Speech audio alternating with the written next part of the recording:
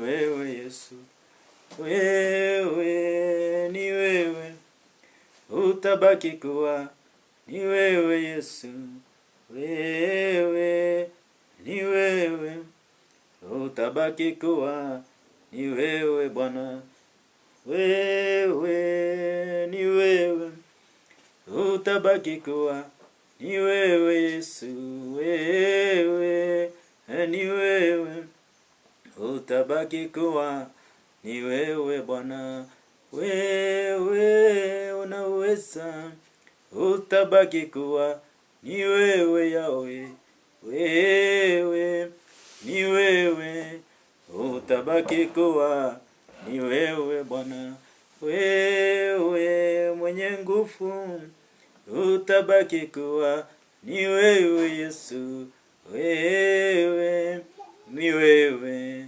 utabaki kuwa ni wewe Bwana, utabaki kuwa ni wewe, utabaki kuwa ni wewe, utabaki kuwa ni wewe, utabaki kuwa ni wewe Bwana, utabaki kuwa ni wewe, utabaki kuwa ni wewe Bwana. Tuombe. Baba, katika jina la Yesu, Mfalme wa falme, ninakutukuza ni kwa ajili ya ibada ya siku ya leo. Jina lako litukuzwe na jina lako Mfalme lihimidiwe, Jehova Jireh. Asante kwa ajili ya neno lako siku ya leo. Nabariki kwa ajili Bwana ibada hii, kila mmoja Jehova Jireh akapata kubarikiwa. Asante kwa sababu ya ukuu wako. Asante kwa ajili ya neema zako. Bwana, jina lako libarikiwe na jina lako litukuzwe Mfalme. Nabariki wote kwenye taifa la Kenya na hata wote walio kwenye nje ya Kenya. Bwana wa majeshi, na wakabidhi mikononi mwako. Asante kwa wema wako, asante kwa fadhili zako. Asante kwa ajili ya nafasi hii Bwana Jehova Jireh ambao umetuwezesha ndiposa tukapate kuwa na nafasi ya kushiriki neno lako. Pokea sifa na heshima zote Bwana. Jina lako libarikiwe daima na utukufu ukakurudie wewe Bwana. Nitumie tu kama jombo Mfalme, tunaposhiriki neno hili likapate kubariki watu wako. Jehova, ubarikiwe na utukuzwe. Bariki hata neno lako Bwana likapate kunena mioyo yetu. Kwa jina la Yesu tunaomba na hata na kuamini. Sema amina. Karibu sana kwa ajili ya ibada ya siku ya leo. Jina langu ni Apostle Daniel HM. Na hudumu na kanisa la Maximum Healing Outreach Ministry. Kwa neema zake Bwana ameniita katika wito huo ambaye wa ukombozi, uponyaji pamoja na unabii. Basi naomba nikukaribishe tunaposhiriki neno la Bwana, ambao topic ambao siku ya leo nimeipa kichwa ambacho ninaongea kuhusu stronghold in life. Stronghold in life. Ngome katika maisha. Na ni vyema ukanisikilize bale kwa upande ule wa runinga na upande ule wa Facebook tumewaandikia hapo kwa screen, na pale upande ule wa YouTube na TikTok na all social media hawa ndio hatujaweza kuandikia hapo kwa screen. That's why we mentioned that. Na namba zetu ziko hapo kwa screen ambazo unaweza ukatufikia, na wala ambao mnasikiliza kupitia kwa radio, mtandao yetu ya kijamii. Namba yetu ni ya 0746106163 ama 0717358579. Hizo ndio namba unaweza ukanifikia kwa maombezi, kwa usauli na kwa sadaka zako. Na Bwana akubariki sana unaposikiliza na unapofuatilia ibada zetu, na zaidi ya yote unapotii kila ambacho ninachokufundisha. Basi siku ya leo na kukaribisha tuungane pamoja hadi tamati wa kipindi hiki ambacho tunaita The Voice of the Altar. The Voice of the Altar. Basi karibuni. Tuende pale katika kitabu kile ambacho ni cha Revelation chapter number 18 and verse number 2. Hapo ndipo tunaanzia. Leo nataka tusome Old Testament na New Testament ndiposa ukapate kupata kubarikiwa zaidi kwa sababu ya ukuu wa Mwenyezi Mungu. Tuende pale katika Revelation chapter number 18 verse number 2. Biblia inasema hivi, kwa Kiswahili ni Ufunuo wa Yohana mlango ule ni wa 18 mstari ni wa 2. Inasema, basi akapaza sauti kwa nguvu akisema, umeanguka Babuloni mkuu, umeanguka. Sasa umekuwa makao ya mashetani na mapepo machafu. Umekuwa makao ya ndege wachafu na wakuchukisa mno. Maana mataifa yote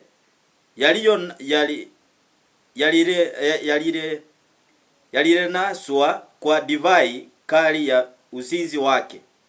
Nao ufalme wa dunia umefanya uzinzi naye, nao wafanyabiashara kwa dunia wametajirika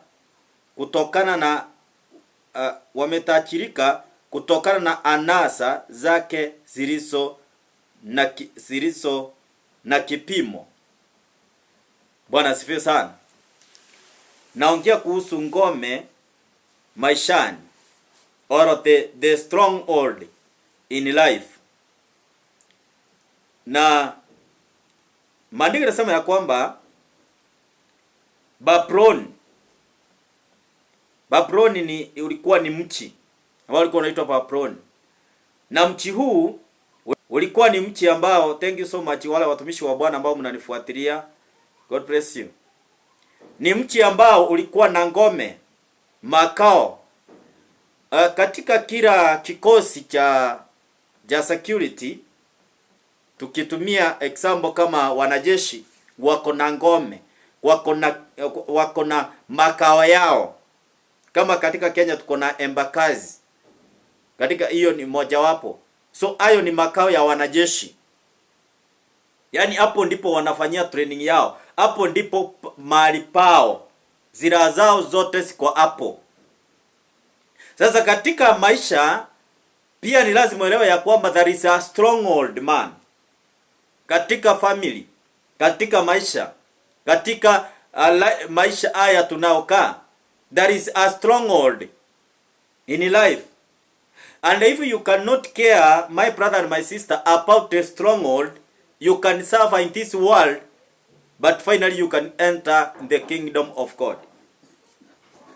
But if you can care, you can survive here strongly, and you can enter the kingdom of God.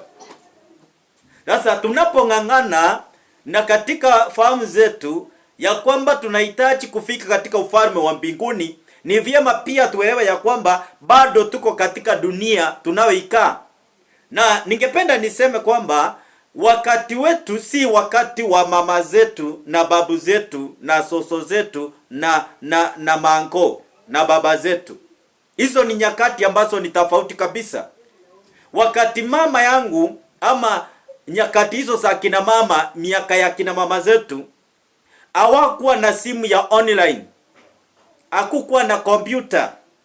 Lakini nyakati zetu sasa za digital, mpaka TV ni digital.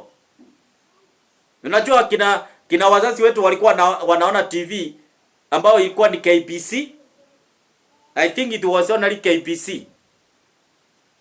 Ndio walikuwa na watch. Na radio FM ilikuwa inaitwa KBC Channel 1 FM. Hiyo ndio walikuwa nasikiliza. Lakini leo tuko na runinga zote. Leo hii tuko na radio, tuko na na njia zote za kupata habari. Tuko na mitandao ya kijamii. Tuko na TikTok, tuko na YouTube, tuko na Facebook, tuko na X, tuko na Instagram. Hizo zote ambazo zinazopasa habari. Basi ni lazima tuelewe ya kwamba katika maisha pia yamechukua mkondo mwingine. The season or the ends za wazazi wetu, hakukuwa na pornography watu watch. Maana watch wapi? Na hata simu yenyewe hakukuwa na uwezo wa kununua simu. Mimi nimekuja kuona simu. nikiwa class 8 ndio nimeona simu mimi kuigusa hivi. Pale nyuma kulikuwa na mwalimu mmoja kwetu, mmoja tu peke yake. Alikuwa na simu ilikuwa inaitwa Kensel. Alafu ilikuwa na laini.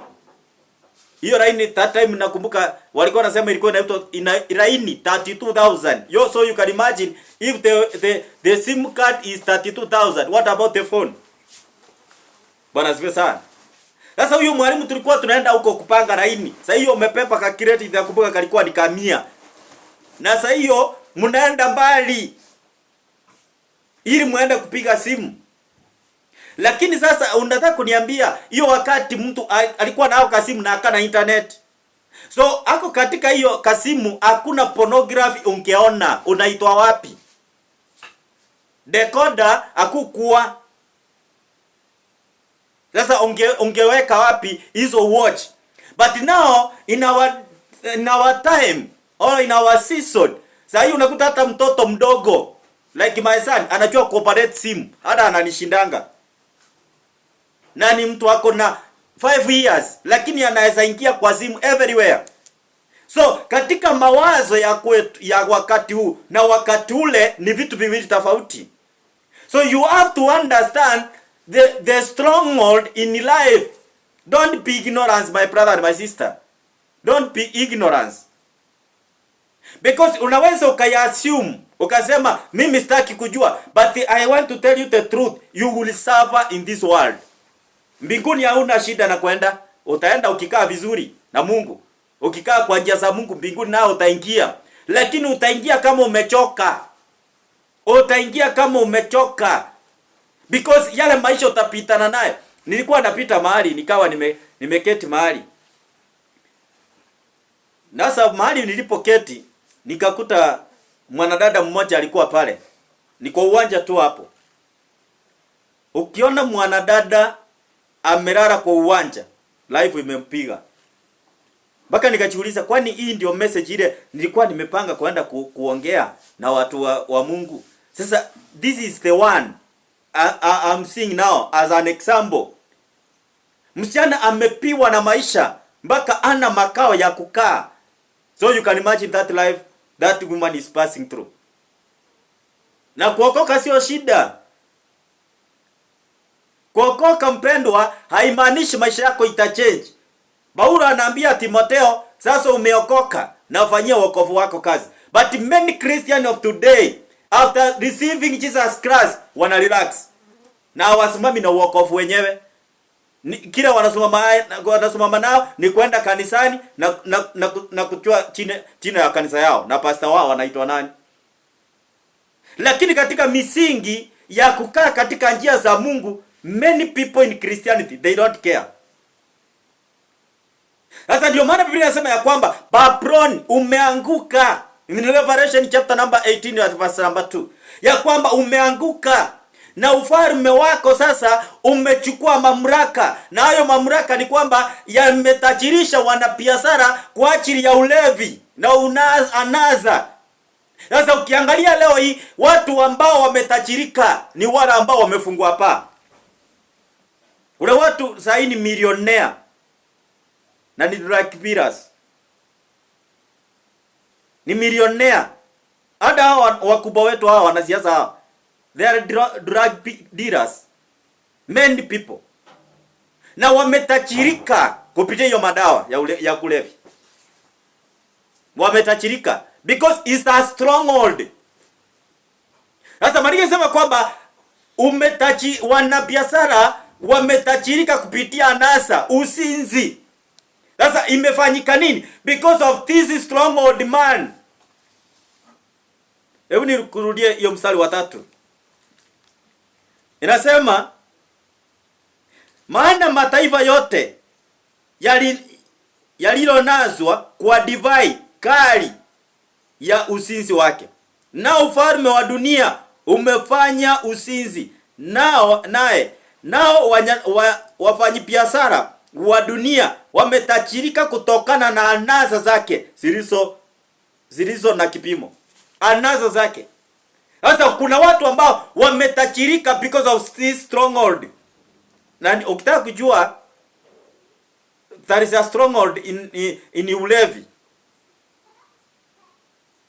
Unakuta mtu anakunywa leo na kesho eli akope, eli hata ipe vitu. I remember my dad, my physical dad, alikuwa anaweza ipa mahindi. Kwanza nakumbuka mimi ndio nilikuwa namsaidianga kutoa hiyo mahindi.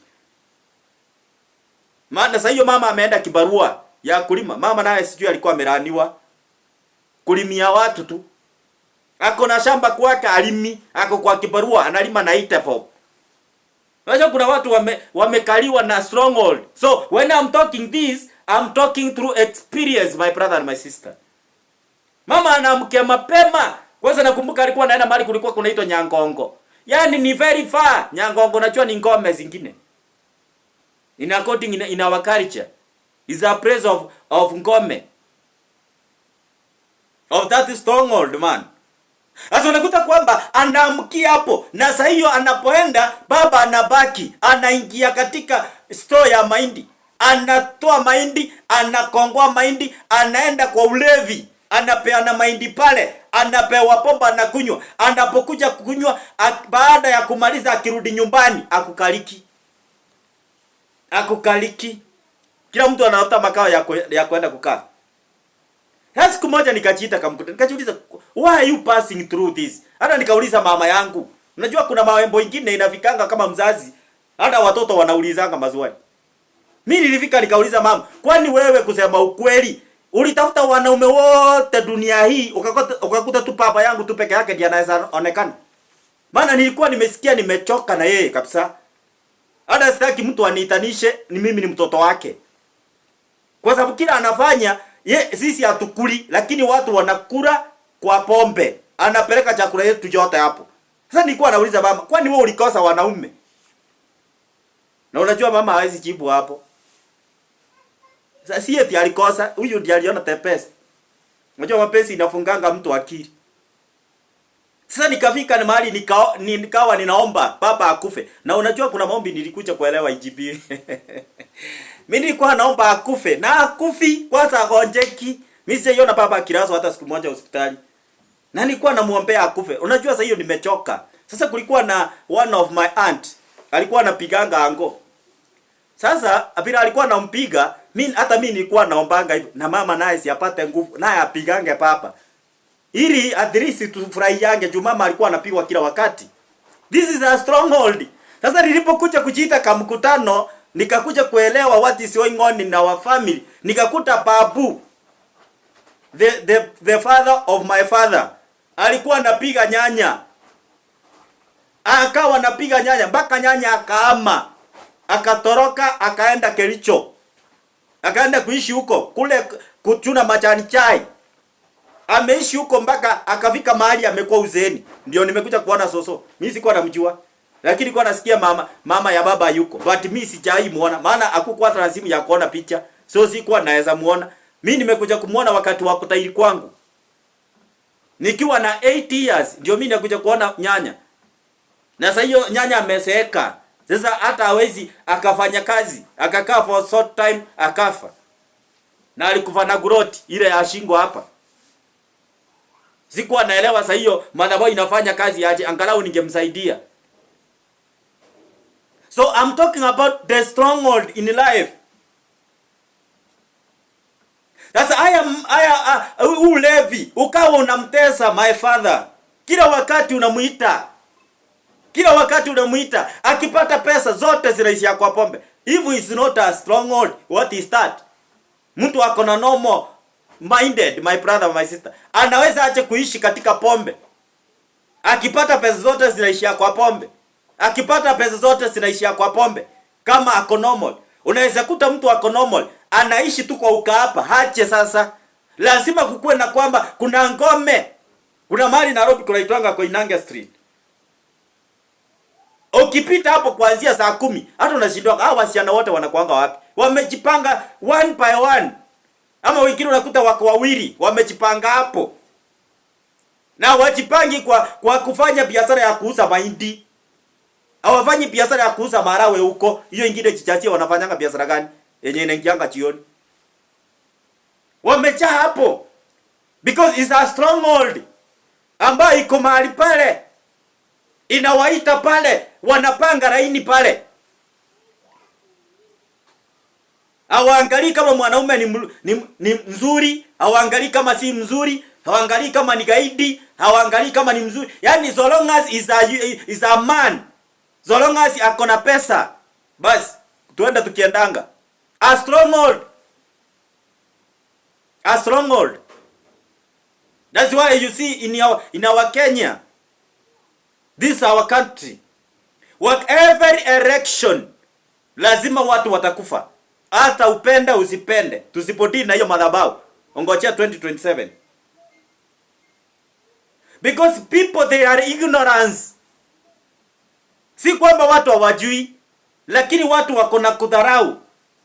Watu wako na kuassume mambo hayako. Unakuta kwenu kwamba mambo watu hawaolewi, na wewe ushughuliki uchue kwa nini hapa kwetu watu hawaolewi, na vile tuko very beautiful hivi. Mbona sisi hakuna mtu anakaa kwa ndoa? You cannot call yourself my brother, my sister kwa kamkutano. Ulize mbona sisi hakuna mwanaume hata mmoja hapa ako na mwanamke, na hao wanawake wote wamechaa hapa na hawana wanaume. Na kuongea na mwanamke ni Kiswahili ama Kikuyu ama Kikamba ama Kikale. Ile lugha anaelewa. Kama hujui Kiswahili yenda kwenu, tafuta yule anaongea kilugha ya kwenu. Lakini unakuta kwamba mtu amekaa ako na 43 years, 49 years na ana mke. Unataka kuniambia aonangi wake? But this is a stronghold, imemkalia mpaka aoni mwanamke. Madhabahu yako imemkalia. Kuna mwanaume anawa control kwao. Anawaambia hapa kwetu hakunanga mwanamke. Hapa ni usalishe nje na story ishi hapa. Lakini hapa kuleta hapa hiyo hatutakangi. Imempatia instruction. Stronghold.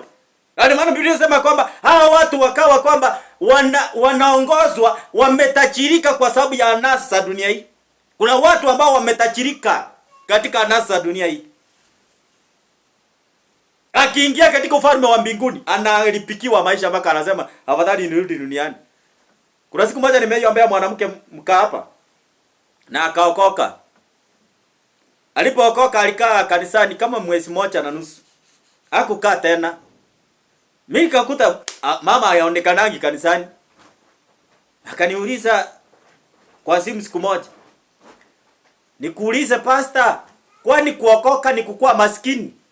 Nikamwambia hapana, si kukua maskini. Unajua hakuna mtu anasema kuokoka si umaskini. Nikamwambia huko kuokoka si umaskini, ni Mungu kukatajirisha. Kaniuliza na kweni kwa nini sitajiriki mimi? Na huko duniani mimi nikiwa mwanaume tukienda na yeye mmoja, nilikuwa najua usiku ikifika asubuhi lazima nikuwe na 1500 zangu. Sasa kwa Mungu hata 100 sipatangi.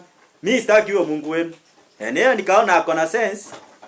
Sio mtu amefikiria. Kwetu hapati hata 100. Akiwa huko kwa ngome yake anapatanga 1500. Wewe utachagua gani? Ikiwa ni wewe utachagua gani? Mwenye anakupea pesa au mwenye akupei? Alichagua wao because as a stronghold amemcommand ya kwamba huko kwa kwenu huko umeenda hakuna kitu. Kuja hapa nikupatie. Sasa unaweza ukaokoka lakini stronghold in your family, stronghold in life anakucontrol. Anakufinyiria maisha mpaka unabidi uache ukokofu. Haleluya. Bwana asifiwe sana. Maana yasema kwamba yani ametajirisha wana biashara katika dunia basipo na kipimo. Bila kipimo. Stronghold. Kuna watu ambao unakuta kwamba there is a stronghold ambayo inakalia maeneo. Unakuta watu hawafanikiwi katika maeneo hayo. Na ukitaka kujua kama maeneo hayo unayokaa ni maeneo aina gani, angalia katika maeneo hayo watu wanakaa aje. Number 1, angalia kama watu wako na wake. Ama wale wanawake unaona hapo, angalia kama wako na waume zao. Na namba kubwa, uangalie namba kubwa na namba ndogo, uone how live it is. Ukiona kwamba watu wengi wanaishi maisha ya singles, wanaume walikufa ama waliachwa, toroka. Kama hujui kupigana na hiyo madhabahu ama because soon hayo madhabahu yatakukalia, yalikalia Naomi. Yakaua mume, yakaua mume Kirioni, akaenda akiendanga na kale katoto kake kangine kalikuwa kanaitwa aje, vijana wake wote walikufa, mwanaume wake akafa because of the altar, the stronghold man ambaye alikuwa anaishi maeneo yale waliohamia. Na akienda alienda na mume, alienda na mume wake vizuri, alienda na watoto wake kina Kirioni, lakini katika maeneo anapokanyanga stronghold yuko pale. Na ukumbuke pale Naomi anahamia, anaenda pale mahali ambapo watu ambao walisalishwa na baba zao. Huyo msichana alizalishwa na baba yake, ndio aliitanishwa na maeneo hayo. Sasa anapokuwa anaenda pale ni mahali ambapo wanaume hawaoi, sasa wasichana hawaolewi. Na yeye ameenda mahali ambapo wasichana hawaolewi, wanasalishwa na baba zao. Na wanapatia baba zao pombe ili baba awazalishe basipo na ufahamu. Alafu ndio huyo mama ameamka akuna akili, na mzee wake ameenda huko na vijana wake. Na walipofika pale, walifika wakaenda na wakakaa hapo muda mfupi, mume akafa. Walipokaa basi naye vijana wakafa. Walipooa nao, maana hiyo ngome ilikuwa inaongojea mtu akioa. Na unakuta kuna watu ambao hawakufi kabla hawajaoa, mpaka wakati ambao watakapooa ndio wanakufa, premature death. Mtu anaoa anakaa miaka 3 anakufa. Mtu anaoa anakaa miaka 10 anakufa, anaacha mwanamke mchane. Mtu ako na 32 years na ni mchane, na anasema nimelitika. Na ujue ya kwamba si kulitika, ni kufinyiliwa na ngome. Ngome namwambia kaa hapa. Wewe ukienda hakuna mwanaume mwingine atakupenda. Na Biblia inasema mtu akae akiwa mchana for 65 years. Lakini mtu ako na 32 na anasema mimi ni hapa niko sawa. Hayuko sawa. Wengine hata wanafanyanga lesbianism hapo, lakini wamekaliwa na ngome. Kuna watu ambao unakuta kwamba wamekaliwa na ngome ya userati, hata wakitaka kuacha hawawezani naye. Hawezi akakaa bila userati. That is the stronghold. Kuna watu ambao unakuta kwamba wanaishi maisha ya kufinyiliwa na ulevi, because that is the stronghold man ambaye anawakalia katika maeneo hayo, anawakalia katika kichichi, anawakalia katika jamii. Lazima mpendo uchite kama mkutano uangalie who is your stronghold. Kuna wengine unakuta kwamba wanakaliwa na madeni. Let's go in the book of Second Chronicles, Corinthians samani. Second Corinthians chapter number 10 verse number 4. Tuenda hapo. Haya mambo ni mambo lazima uyaelewe. Na mimi huwa nafundisha, lakini nakuachianga uamuzi wako. Ufanye your decision.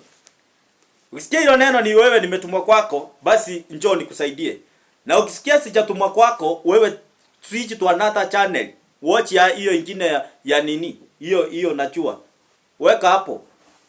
Na hakuna mtu atakuuliza swali. You have freedom to watch any station you need to watch.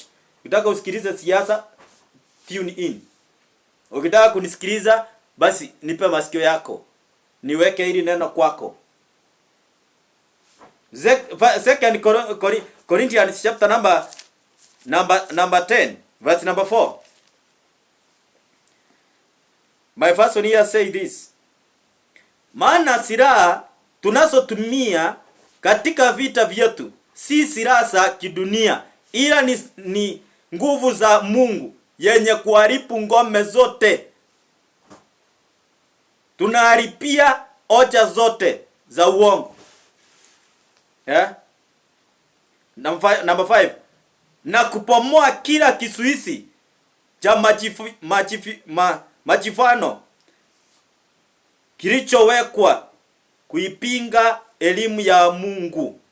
Tunasiteka fikira zote na kuzifanya simtii Kristo. Hizi ni ngome. Paulo anaongea na kanisa la Wakorinto ya kwamba kuna ngoma hapa kwamba zilikuwa zimeteka watu ambazo fikira zao zinakataa kutii Yesu Kristo. Na unakuta kwamba kuna watu ambao unakuta kwamba hawana uwezo wa fikira zao kutii Yesu Kristo, hawezi wakatii habari ya Mungu Baba ninayoongea kuhusu. Kuna watu hawezi wakatii ili neno ninaloliongelea. Na si kwamba wao wataki, lakini kwa sababu ya ngome in life, katika the stronghold in life, anawazuilia kwamba msisikilize neno. Bwana Yesu asifiwe sana. Sasa ni lazima uelewe ya kwamba who is a stronghold in your village? Who is a stronghold in your family? Who is a stronghold in your life? Don't be ignorant, my brother. Nilikuwa nasikia MP Didi Nyoro alikuwa anasema hii mambo imetupata ya mafuta kupanda si kitu ambacho imestukia, ni kitu ambacho kilikuwa kinajulikana. Kwa hivyo si kitu imekuja tu ghafla hivi. Si kama corona. Imekuja kiwa iko prepared. But because our readers, they are ignorance. Walikuwa nasema hiyo haiwezi kadhuru Kenya. Hiyo vita ya Ukraine na what hiyo haina shida na haiwezi sababisha mafuta kupanda. Lakini pesa ziko za kupeanwa kila siku. Wakolino kuitwa State House. Hizo ziko hapo za kupeana, lakini haziko za kuleta mafuta on time. Swali ni je, kama Ukraine inaleta shida ambapo mafuta haiwezi patikana, ilitoka wapi ikafika? Ama ikikuja inakuja na pesa mingi? But my question is here. Wakati ambapo tutakapoelewa ya kwamba ni nini tunachokifanya, wapendwa, maisha itabadilika. Lakini the moment tutaendelea kuassume ya kwamba tumeokoka, tumekuwa viumbe vipya, we can still suffering yet we are saved. Paulo anasema ya kwamba tumepewa silaha za kuweza kupomoa na kila ngome, na silaha zetu tumepewa na Mungu, na silaha hizo ni nguvu. So you have to have power to destroy every stronghold in life. You cannot destroy the power if you don't have. You have to have power so that you can destroy another power. Can I tell you? Wanadamu ufungwa kwenye madhabahu na wanadamu ufunguliwa kwenye madhabahu. Kama uelewi, basi elewa leo. When you see people they are suffering because the outer is weak. But when the outer is strong, people they are not suffering. They cannot suffer. Stronghold man. So Biblia inasema ya kwamba tumepewa silaha na Mungu ambazo ni nguvu za kupomoa kila ngome. Hapo verse number 5 ndio inasema vizuri. Verse number 5 inasema ya kwamba na kupomoa kila kisuisi cha kuchifuna kilichowekwa kuipinga elimu ya Mungu. Tunasiteka fikira zote na kusifanya simtii Kristo. Kwa hivyo fikira za watu hawa walikuwa wametekwa nyara kiasi kwamba hawezi wakamsikiliza Mungu, hawezi wakasikiliza elimu ya Mungu.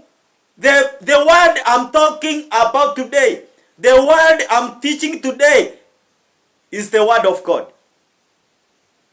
Na ili neno, basi ikiwa kuna watu ambao wametekwa nyara katika fikira zao na ngome hizi ambao tunazozungumza habari zake, basi huyo mtu hawezi akalisikiliza. Akili yake itamwambia huyo si pastor wako. Si wewe unajua uko na kanisa lako. Huyo si bishop wako. Si wewe unajua uko na bishop wako. Ameenda State House. Wana State House si sida, hata mimi nitaenda. Lakini mimi siendi wakati wa Ruto. Hiyo naye siendi. Hata akiniita. Lakini nitaenda State House. Amen. Nitaenda hapo hata mimi. When my time comes. Lakini swali ni kwamba we have to deal with a stronghold first. Kuna ngome wapendwa, unakuta kwamba inasuilia watu wasitii habari za Mungu. Na wakati ambapo unasuiliwa usitii habari za Mungu mpendwa, hauwezi ukaelewa neno la Mungu. Hauwezi ukaelewa. Na ndio maana unakuta many people they don't read the Bible.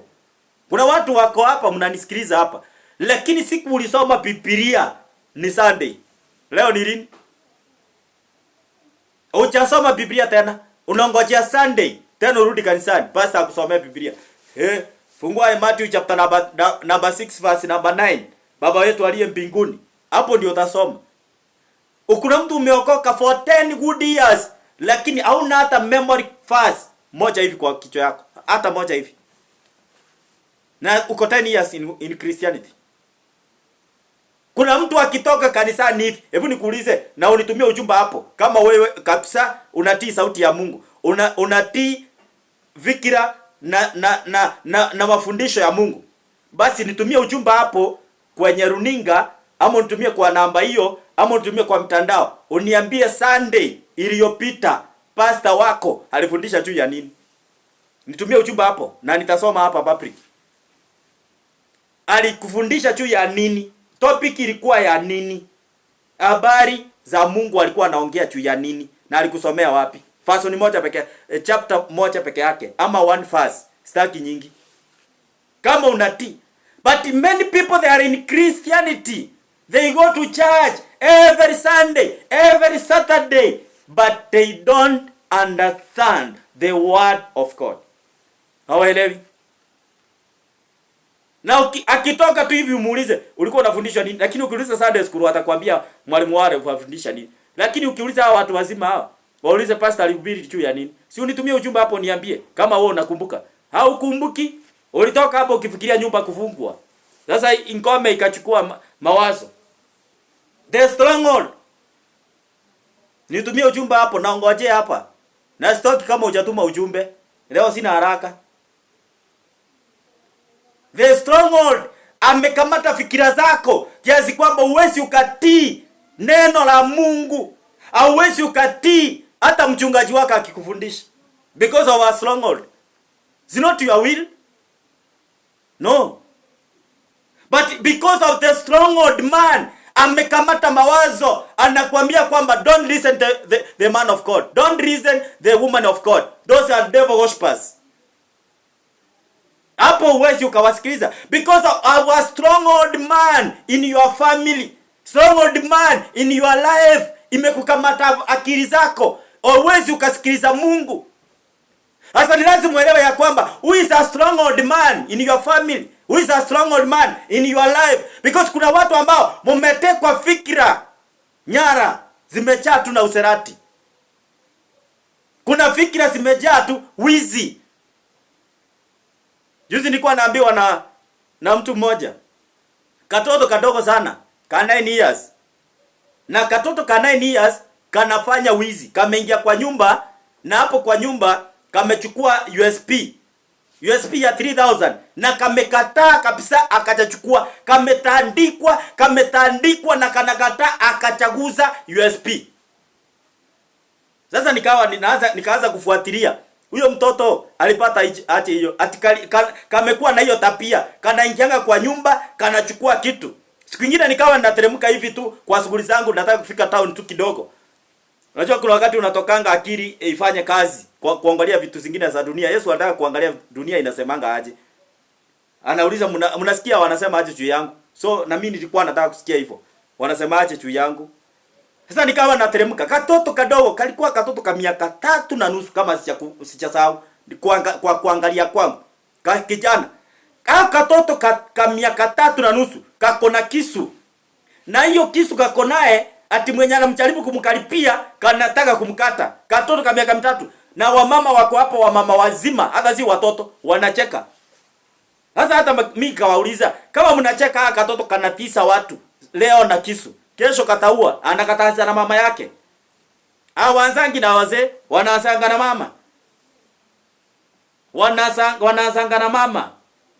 Kama unakumbuka yule kijana wa Kiambu, hakuanza kuua baba. Alianza na mama.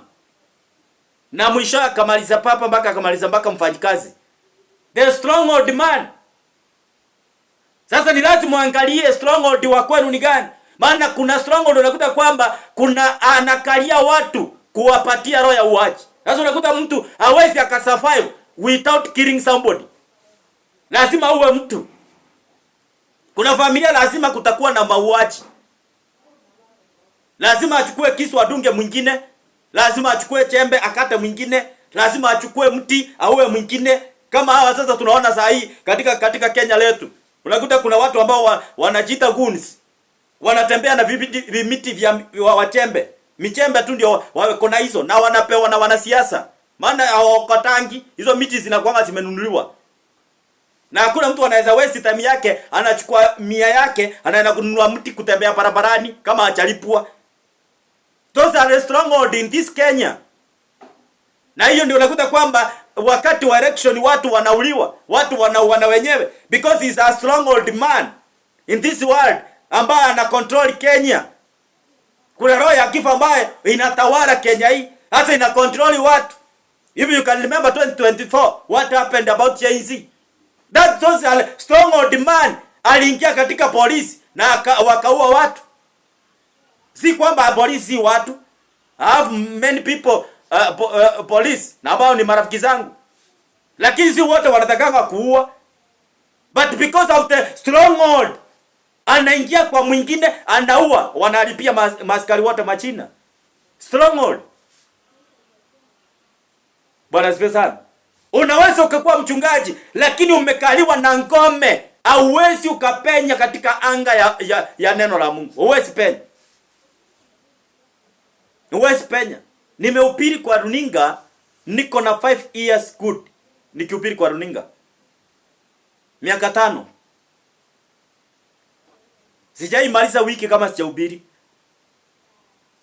But because of a stronghold man, kuna wengine wanatamani kuingia lakini hawawezi. Mimi nakumbuka kuna wakati hapo nilipata runinga moja, nikawa ninahubiri hapo. Na siku moja kukahappen ya kwamba sasa wakati niliwapatia clip yangu waniwekee ambayo ilikuwa ni ya deliverance, walinitoa kwa hiyo station. Wakanitoa. Nikawauliza what happened? Wakaniambia kwetu hapa hakuruhusiwi deliverance hapa. Na nikamwambia wacha naye, hata nimetoka hiyo station yenu, siitaki tena. But because of stronghold, unakuta kwamba inakalia watu. Kuna watu ni wahubiri wazuri sana, lakini stronghold imewakalia. Hawawezi wakapenya katika anga. Hawawezi wakapenya. Stronghold. Let's go to the book of Jeremiah chapter number 7 and verse number 8. I'm talking about stronghold, or strong man. Jeremiah chapter number 7 and verse number 8. Inasema hivi katika hii version yangu. Lakini kumbe mnayaamini maneno ya uongo pule.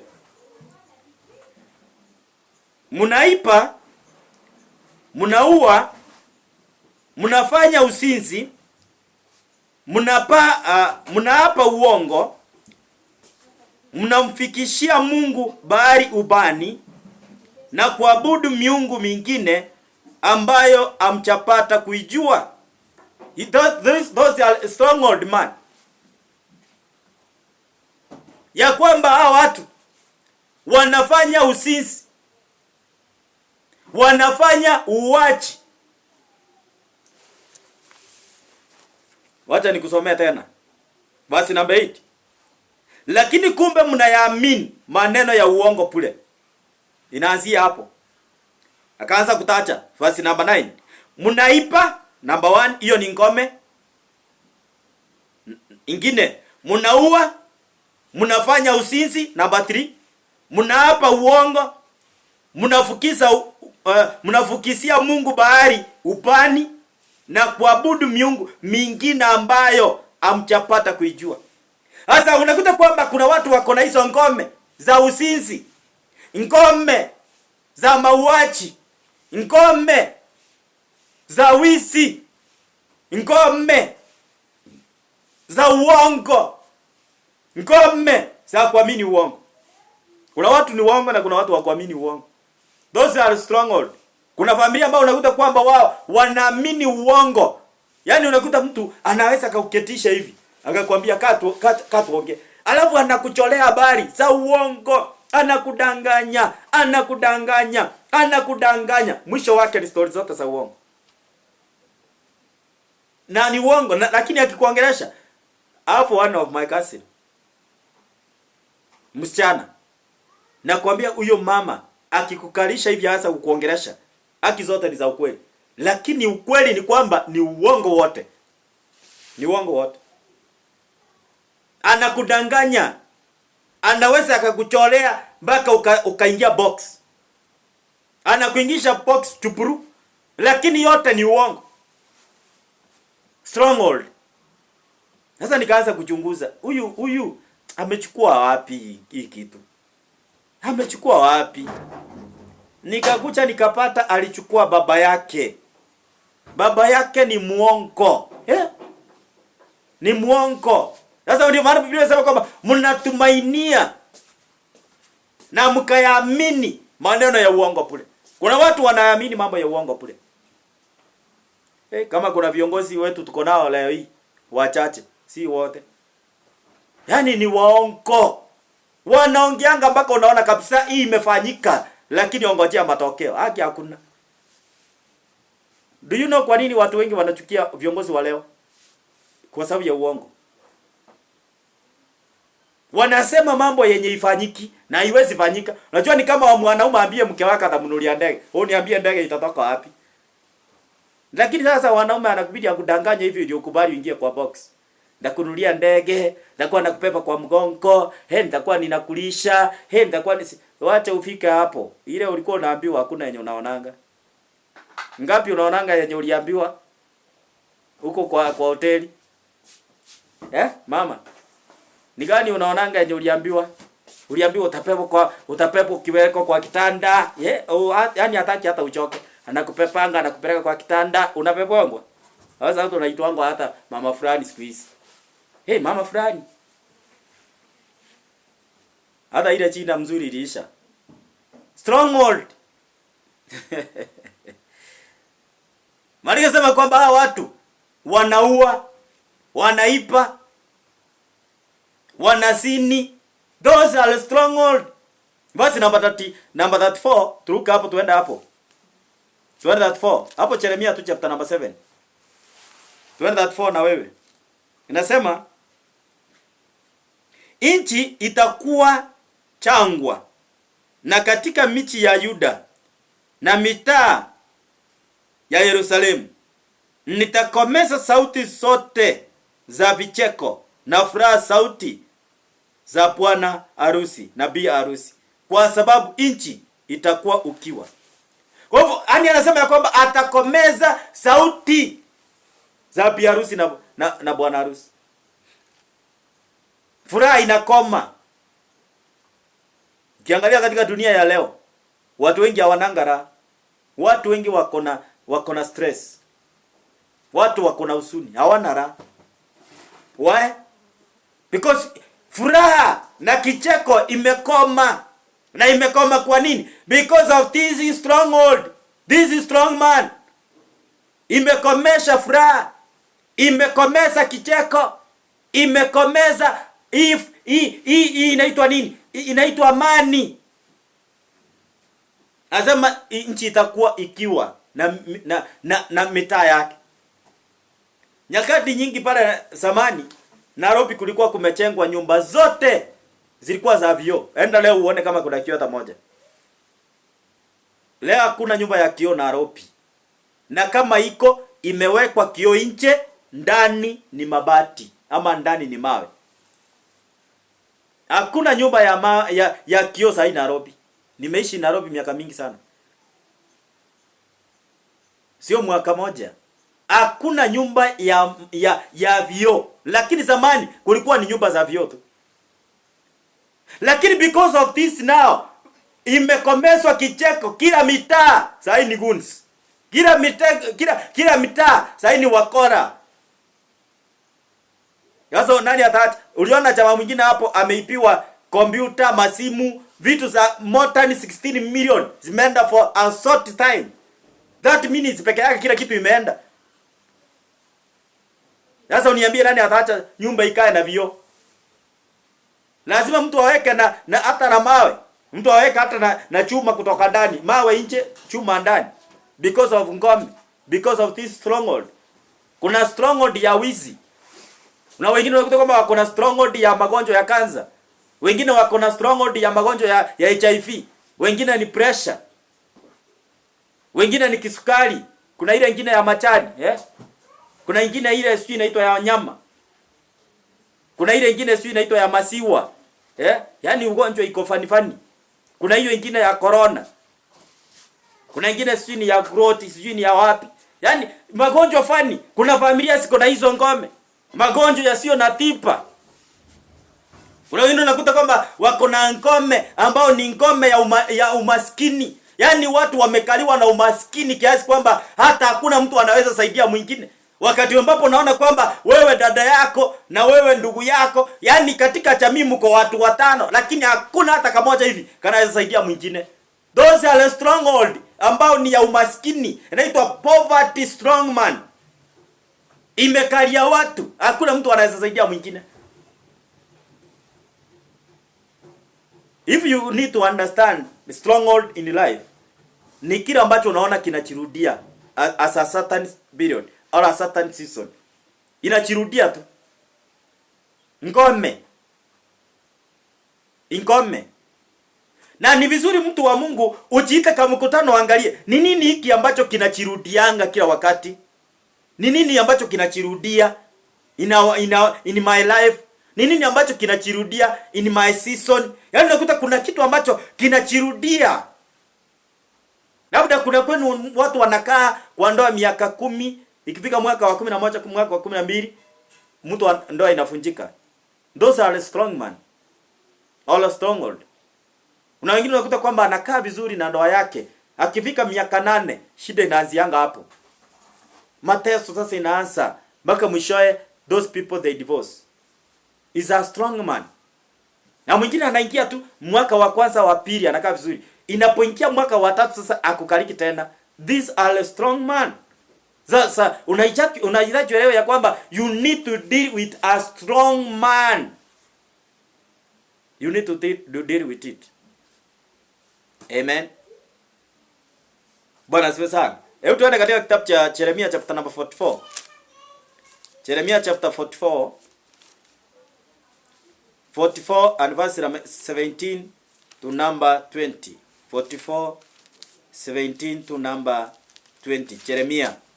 Tuende hapo na wewe. Unasoma Biblia yako kweli wewe hapo nyumbani ama unanisikiliza tu? Alafu nikimaliza na wewe unaenda zako unaingia kwa Facebook. Na usikilizi neno. Nikuwatch hizo vitu zingine hapo.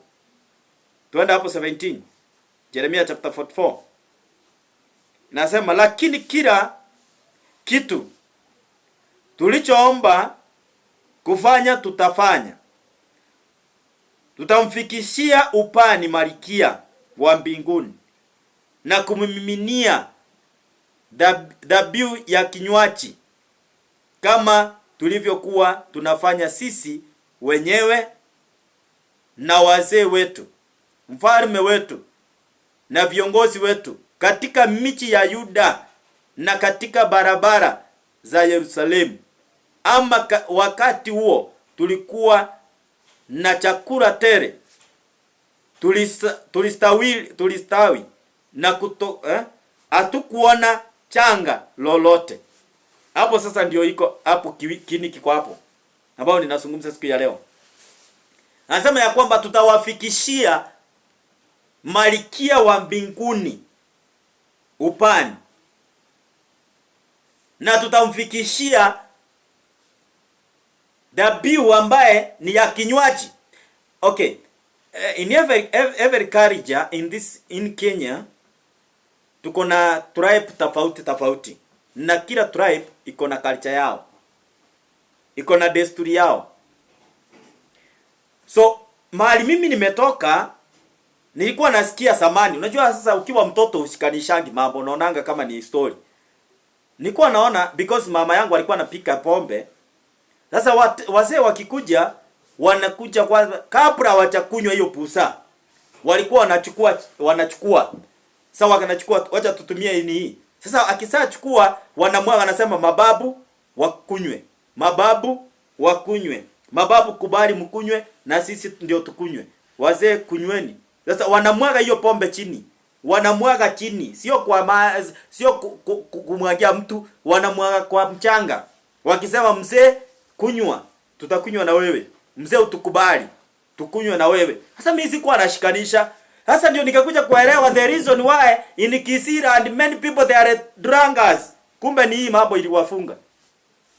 Hii ndio iliwakalia, ni ngome. Bali yasema kwamba tutawafikishia upani na divai ya pombe ama ya kinywaji ama ya divai vile ambavyo sisi wenyewe tunapaswa kufanya na vile wazee wetu walifanya. Kwa hivyo hao watu wanaenda na kulingana na vile baba na babu walivyokuwa wanafanya. Sasa kuna watu ambao wamekaliwa na hizo ngome ya kwamba vile kwenu walikuwa wanakaa kindoa, walikuwa wanakaa kimafanikio. Walisema kwamba hao watu wakati ambapo walikuwa nafikisha upani kwa Malkia wa mbinguni, na wakati ambapo walikuwa wanapeana hii divai katika madhabahu hayo, basi walifanikiwa, walistawi. Kwa hivyo katika hii ngome ndio ilikuwa inawapatia mafanikio. Hata kuna watu ambao unakuta kwamba wanafanikiwa, lakini si kwa sababu ya bidii, ni kwa sababu ya ngome katika maisha yao. Kuna ngome inawapatia utajiri.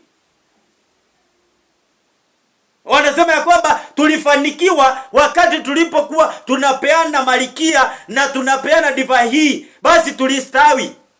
Hatukuona changwa, hatukuona njaa. Kwa hivyo hao watu walipata chakula tele, hao watu walipata mafanikio, hao watu hawakupata changwa. Because of what? Waliheshimu ngome yao. But nowadays sisi hatuheshimu hiyo ngome, tuliachana nayo. Na kwa sababu tuliachana nayo because of Christianity, tuliokoka, Yesu ni Bwana, Yesu ni Bwana wa maisha yangu, tukaokoka hivyo, lakini hatujawahi pigana na ngome hizo. So mababu zetu ngome zao hatuzipatii kile kilikuwa kinatakikana. Tunapofika kwa Mungu Baba wetu atumpatii kile anachohitaji. Sasa niambie tutafanikiwa wapi? And that's why many Christians they are very poor. The big number in Christianity they are not rich, they are poor. Na hiyo ndio ukweli. Why? Maana tunapofika kwa Mungu hatufanyi ibada ya kufanyia Mungu Baba wa mbinguni. Na pale duniani tulipokuwa katika mahali tumesaliwa, basi kulikuwa na wazee walikuwa napeana kafara zao katika madhabahu hayo ili tufanikiwe. Sasa hatutoi dhabihu zetu kwenye madhabahu ya mababu, hatutoi madhabahu zetu kwenye madhabahu ya Mungu. Sasa unakuta kwamba hatuna mahali ngome yetu iko, hatuna madhabahu ya Mungu na hatuna madhabahu ya uko. We are just hanging in a place like I don't know what I can put. Yani unakaa kama uko kwa hewa. Because madhabahu ya Mungu haujaifanyia kazi. Madhabahu ya kwenu hauifanyii kazi. Sasa niambie utatajirishwa na nani? Wacha nikwambie mpendwa, kwa Mungu si vitu za Mungu haziokotangwi. Haziokotangwi. Ingekuwa zinaokotwa tungeokota kitambo na tungekuwa nazo. Lakini haziokotwi. You have to work with it. Unafanyia kazi hiyo madhabahu ya Mungu mpaka ikuitikie, ikuambie sasa nakupatia vitu. Madhabahu ya ukoo mpaka ikuitikie ndio kupatia vitu. Haiwezi kupea tu kwa sababu wewe ni mtoto wao. Haiwezi. Enda ulize mababu wakwambie. Hebu nikuulize, baada kwa Kikuyu land kuna mti unaitwanga mugumo. Hiyo mti ikianguka leo hii tuamka asubuhi tukute hiyo mti mugumo hakuna. Wakikuyu wazee wataamka na ng'ombe, wataamka na mbuzi, wataenda kwa hiyo mugumo. Wataenda watachinja mbuzi, watachinja ng'ombe, waifanyie ibada. Kwa sababu huko ndio nguvu zao ziko. Huko. Bwana asifiwe. Na zile nguvu ziko hapo. Kuna mtu mmoja wakati wa kutahiri watoto wake wa kwanza, the first wife, according na culture yao walikuwa ni kwamba watoe waende wachenge. Kuna wale hiyo culture wanachenga kanyumba pale kule kamstuni. Sasa hakuwachengea. Sasa alipooa mke mwingine akapata watoto wakafika kutahiriwa, akaenda kuchenga kanyumba. Sasa according na kwao na culture ya kwao ameenda kinyume na vile desturi ya madhabahu hiyo inasema. Sasa kwa sababu ya hiyo, yale madhabahu yalipinga, yakampatia kitu kama uvimba hapa kwa makabwa. Kaanza kufura hapa makwapa. Pole. Kaanza kufura. Akaingia kufura tumbo. Tunaongea na wewe ni kaburi. Hayuko tena hai. Na ni nini kilichomuua? This strong man. Kwa nini ameenda kinyume nayo? Sasa the moment unapookoka, kisha unatoka kwenye madhabahu ya babu zenu, unatoka madhabahu ya baba yako, unatoka madhabahu ya mama yako, unatoka madhabahu ya nyanya yako, unatoka madhabahu ya mababu zenu, unaingia kwa Mungu mpendwa. Lazima ufanye kazi kuvunja ile madhabahu ya kwenu, ili yule stronghold achana na wewe. Hapa unapofika hapa kwa baba wetu wa mbinguni, basi nao ufanyie madhabahu hayo kazi. Hayo madhabahu ya kupokea, ya kukubali, ya kupatiane vitu zake. La hivyo utaokoka, utakaa umaskini ukiwa kanisani. Utakaa kanisani ukiwa maskini. Kuna siku tulikuwa tunataka kununua carpet ya madhabahu. Na unajua ni ile ilikuwa inanunua 160 per meter. Na tulikuwa tunahitaji mita 4. Na kuambia tukachanga na asitoshi. Strong man imetukalia. Paka siku moja nikajiuliza, kwani hapa kunaendanga aje? Yaani tunashindwa kulesi hii pesa. Ilikuwa inahitaji kitu 1000 na kitu. Haiko imefika 2000, lakini hatufikishi. Mtu anatoa 100, mwingine anatoa 50, mwingine hata anakosa kabisa. Strong man imekalia watu. Mpaka the time nilielewa, nikaanza kufundisha. Hata ni mtu mmoja alinunua, na alinunua mwenye alikuwa kanisa hiyo. Si eti alitoka nje akakuja, ni yule. Alikuwa anashindwa kutoa 50, lakini alinunua peke yake. Akaniambia, dad, mimi nanunua hiyo carpet, nanunua peke yangu. Na akanunua na akaleta. Mimi nakuja kanisani nakuta carpet inawekwa. Strong man. Hata unakuta kuna watu ambao unakuta wako kanisani, lakini wamekaliwa na huyu strong man ambao ni wa maskini. Yaani unakuta pastor uko hapo, lakini mshirika hata hakuna hata mmoja anaweza akanunua hata carpet. Uelewe kwamba mmekaliwa na strong man. Strong man amewakalia. Bwana asifiwe sana. Kuna wengine wanakuta kwamba wamekaliwa na strong man. Hawajui kupenda mke, lakini kuoa sio shida, lakini kupenda hawajui kupenda. Anapelekanga mwanamke kama remote. Yaani anaonanga, unajua kuna wanaume wanachukuanga wanawake kama watoto wadogo. Anamcontrol vile anajisikia because hajui kupenda. Lakini sijui kunaendanga aje. Wakati mtu ameolewa, day 1, day 2, mwezi wa kwanza, mwezi wa pili, miezi 3, 4, ikifika 5, haki wanatembeanga pamoja, wanaenda wakishikana mikono, wanaenda sijui wakifanya nini. Wacha ifike mwaka ndio unaanza kuona character ya mtu. Sasa mtu unaanza, kila mtu unakuta anaenda kivyake. Sasa hiyo naye kunaendanga aje? Nafikiria sio niulize wa mama. Kunaendanga aje hiyo? Mbona wakati ule wa kuoana mwanzo, yani watu wanaendananga pamoja, wanapendana, wanashikana hizi nini. Wanakaa hata kuna mtu anakazirikanga na mwingine. Lakini wacha mwaka uishi. Sasa kumekuwa wacha kasaliwa katoto kamoja hivi. Sasa mwanamke anaonanga na mwanaume, si kawaida. Sisi tunakaa.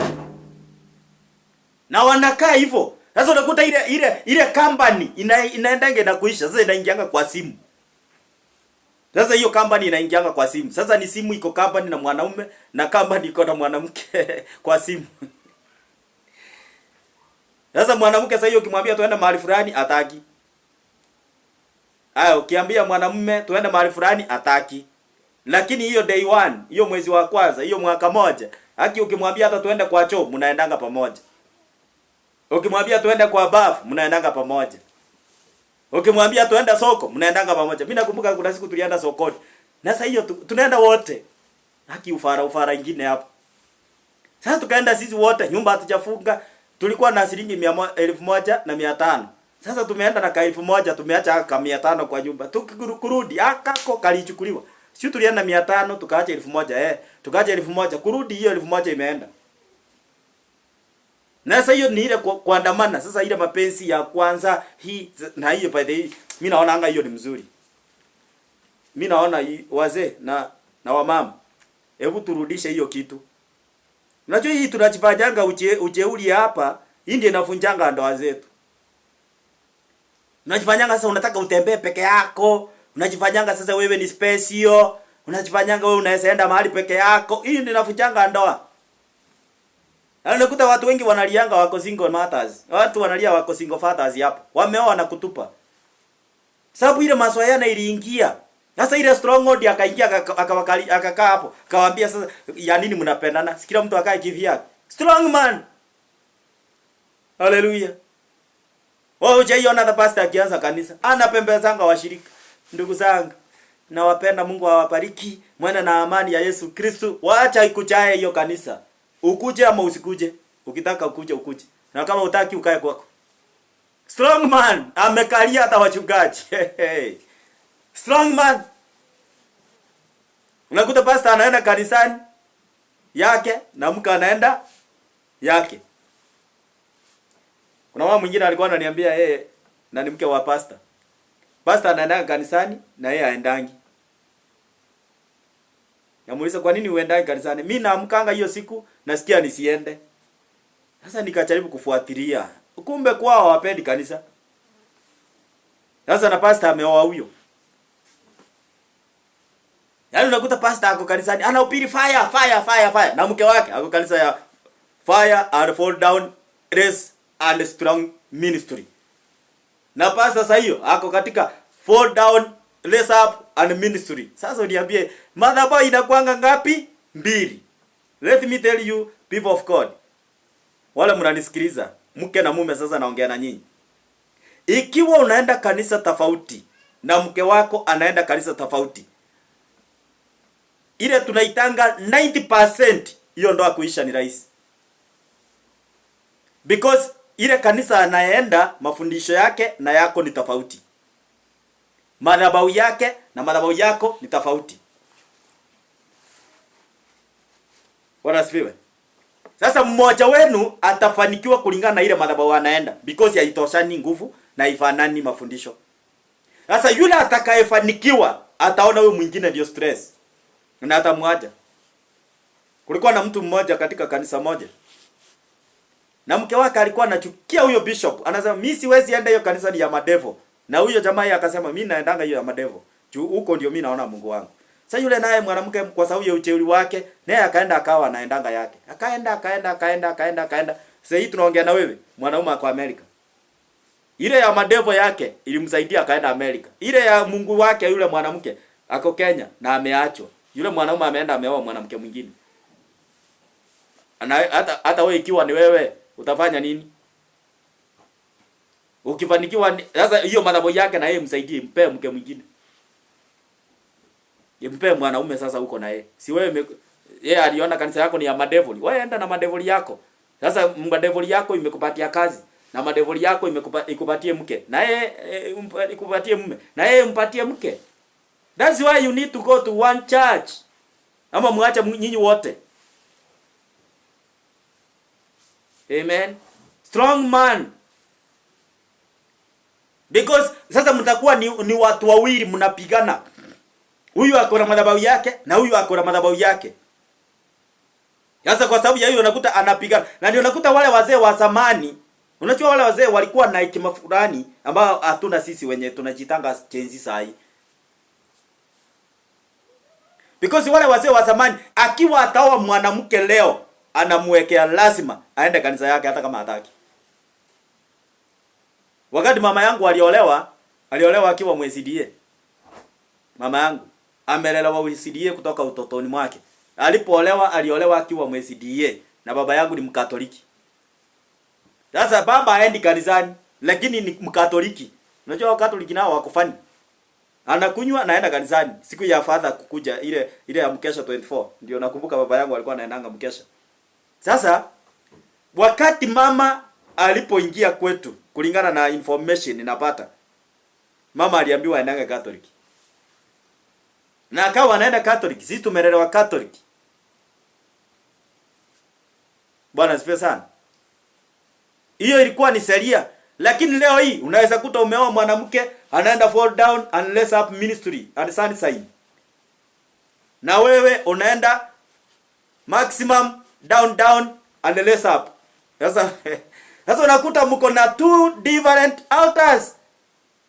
Sasa yale madhabahu yanawapinga. Hakuna mtu anafanikiwa because huyu anajaribu akifanikiwa hii ya huyu inampiga. Huyu akibarikiwa huyu madhabahu ya huyu inampiga. That's why many people they are struggle. They struggle in life. Wenda angalia wale watu wanaenda kanisa moja na wale watu waendi kanisa moja uone tofauti. Enda uone. Hata maombi inakuanga tofauti. Bwana asifiwe sana. A strong man. Kwa hivyo ni vyema mpendo elewe ya kwamba a strong man in the family. Biblia inasema ya kwamba hao watu wakao wanafikisha ufumba na wanapatia malikia wao pombe ambayo ilikuwa ni waipee na ikawa inawafanikisha. Hawakuona changwa. Hawakuona changwa na walifanya hivyo kulingana na vile walikuwa nafanya kulingana na babu zao na kulingana na wazazi wao. Bwana asifiwe sana. Hebu nikuonyeshe hapo. Tusome hapo na wewe. Tusome hapo tu tunasoma 44 hapo Yeremia. Verse number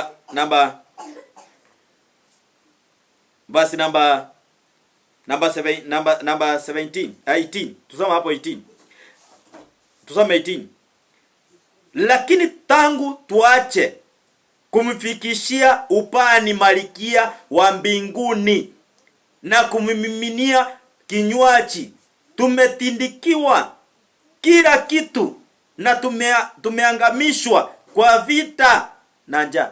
Wakati walipoacha kufikisha upani kwa malikia wao, kufikisha divai kwa malikia wao, maandiko yanasema wametundukiwa, yani ni kusema wamekosa kila kitu.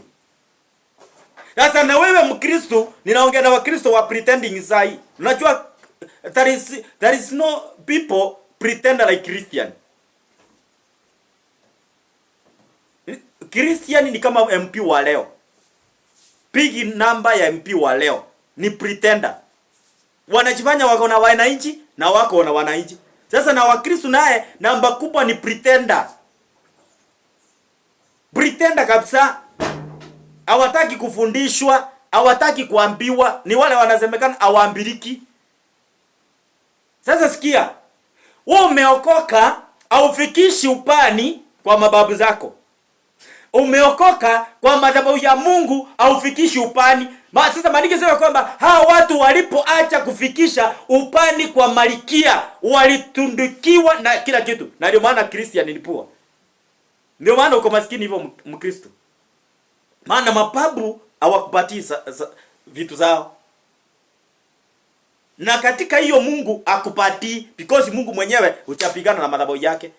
Hiyo madhabahu yake uijui. Wewe unajua kwenda kanisani, lakini madhabahu uijui, hakuna sadaka unaipeana. Na ukiipeana ni sadaka ya ipu. Hata Mungu anaangalianga na shindo. Nani anaweza kuja afunge bilango hii kama ya corona? Watu wasikujake kanisani. Maana anaangalia sadaka anaona hizi kabisa hata sistaki. Those are strong man. Wanasuiria watu hata hawezi wakatoa sadaka. Kuna mahali moja nilikuwa na upiri plot moja sehemu pale za Nairobi. Unajua watu wa Nairobi na wapenda. Na ndio maana nataka nikuje hapo mahali mko. Nilikuwa na upiri, nakumbuka nilikuwa na upiri kwa plot. That time kulikuwa ni wakati wa corona. Hiyo wakati ilikuwa kali sana. Nilikuwa na upiringi kwa plot. So ninakaanga nje, ninaupirianga hapo nje. Sasa nilikuwa na upiri. Hata nakumbuka kuna wajamaa walikuwa walevi hapo. Yaani ukiwa ni walevi, lakini sadaka nikimaliza tu hivi wanatumana anga sadaka. Wanaleta sadaka. Pastor sika sadaka. Tulikuwa tunakusikiliza.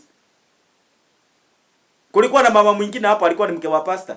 Nikimaliza tu hivi kuhubiri na yeye kwa mlango. Pastor sika sadaka. Nilikuwa nakusikiliza. Sasa walikuwa wanakosa kukuja, saa zingine nilikuwa nahubirianga kwa nyumba, hawakuji kwa sababu ya kwamba nyumba ni kidogo. Unajua nilikuwa nakaa nyumba single room. Sasa wanashindwa watakaa wapi? So wanakaa nje. Wakisaa kaa hapo nje, nikimaliza tu hivi wanakuja na sadaka. Mwingine na 100, mwingine na 50, wanakuja kunibariki. Haya, nikakuja ni saa zingine ninakuja ninakaa nje kwa ukuta ya kwangu. Sasa unajua huwezi kaa ukuta ya mtu, hiyo ni kukosa adabu. So nilikuwa naenda nakaa kwa ukuta yangu. Sasa ninachukua simu, alafu nilikuwa nahubiri Facebook wakati huo. Nahubiri Facebook, nikimaliza wanakuja wananipatia sadaka. Au mwingine nikiendelea kuhubiri, anakuja anawekelea sadaka hapo kwa kiti. Nilikuwa na kasturi hapo, nilikuwa nawekeleanga simu. Sasa na yeye anakuja anaweka hapo. So these people walikuwa wanatii hii sauti ambayo ni ya Mungu. Fikira zao zilikuwa tayari zinatii sauti ya Kristo. Lazima maandiko yanasema ya kwamba hao watu wakati ambapo waliacha kutoa ufumba wao kwa malikia wao, walitundikiwa na kila kitu na wakaangamizwa na njaa. Kwa nini leo hii Kenya tumeangamizwa na njaa? Many people they are crying because of anger. Watu wanalia kwa sababu ya njaa. Nilikutana na pastor mwingine naye mkora pepo. Anajiita bishop na vikora hapa. Amechukua tu sasa hiyo nguo refu ya white. Sasa anajifananisha na Ezekiel na hawezi mfikia. Sasa anajifanya mimi kanisa langu liko karibu na Apostle James Commander, na hata yuko hata iko kijijini, hata kwanza hata haiko. Sasa ananidanganya, upiria watu kwa TV. Sasa ati ninakuconnect. Sasa ananipigia na WhatsApp. Ninahubiri na kuambia kizungu yote. Na hakuna mtu ninahubiria, ni yeye nahubirianga hapo na familia yake. Siku nyingine akanidanganya hapa ati anataka kwenda Uganda. Ati anataka kwenda kuhubiria vijana. Na ana message na ni bishop. Na ana message ya kuhubiria bishop vijana. Nikashindwa. Hii kanisa amekaa hii miaka yote, sasa mimi ndio nimtengenezee message nimtumie aenda hubiri. Nikashindwa kwani huyu bishop anataka vijana na vijana ndio wanaanzanga kanisa. Sasa nikashindwa huyu mtu na ni ukweli ananidanganya ama ni ukweli. Sasa mimi nikafika mahali nikaanza kuona hapa hata kama Mungu alienda basi hapa hakuna. Sasa alipochua nimemjua, aliniondokea mpaka simuonage online. Ngome, ako na ngome ya uongo, lakini bishop. Na ni bishop kweli. Lakini ile ngoma ako naye ya uongo, anakudanganya mpaka unaona kabisa Mungu hata amekuja ako na wewe hapa. Mimi nilikuwa naona ananijengea kanisa ya ghorofa. Saa zingine my wife ananikumbushaga hiyo kitu, tunacheka mpaka unasikia tumbo imekuuma. Alikuwa ameniweka box aje. Mimi nilikuwa naona kanisa cathedral. Alikuwa ananidanganya sio anafanya kazi kwa Seli House. Sijui ni tajiri. Kanisa lake iko na watu 6,000. Anapepa pesa na gunia. Hata hakuna kanisa hata moja Nairobi inapepa na sadaka na gunia. Hata Ezekiel alipepa na sadaka na gunia. Lakini alikuwa ananiambia haki, na mimi saa zingine ni kama nilikuwa mjinga. Mimi naweza danganywa ache hivyo. Na huyu Mungu wote niko naye haki kusema ukweli. Yaani alinidanganya miezi miwili. Ananidanganya na mimi kabisa naona ni ukweli. Sasa mali nilikuja kuanza kuona ananiitisha 1,000. Nashindwa mtu anapepa sadaka na gunia na ananiitisha 1,000 hivi. Nikasikia nisimtumie sadaka. Ndio mimi saa zingine napoekanga. Bwana asifiwe. Ngome.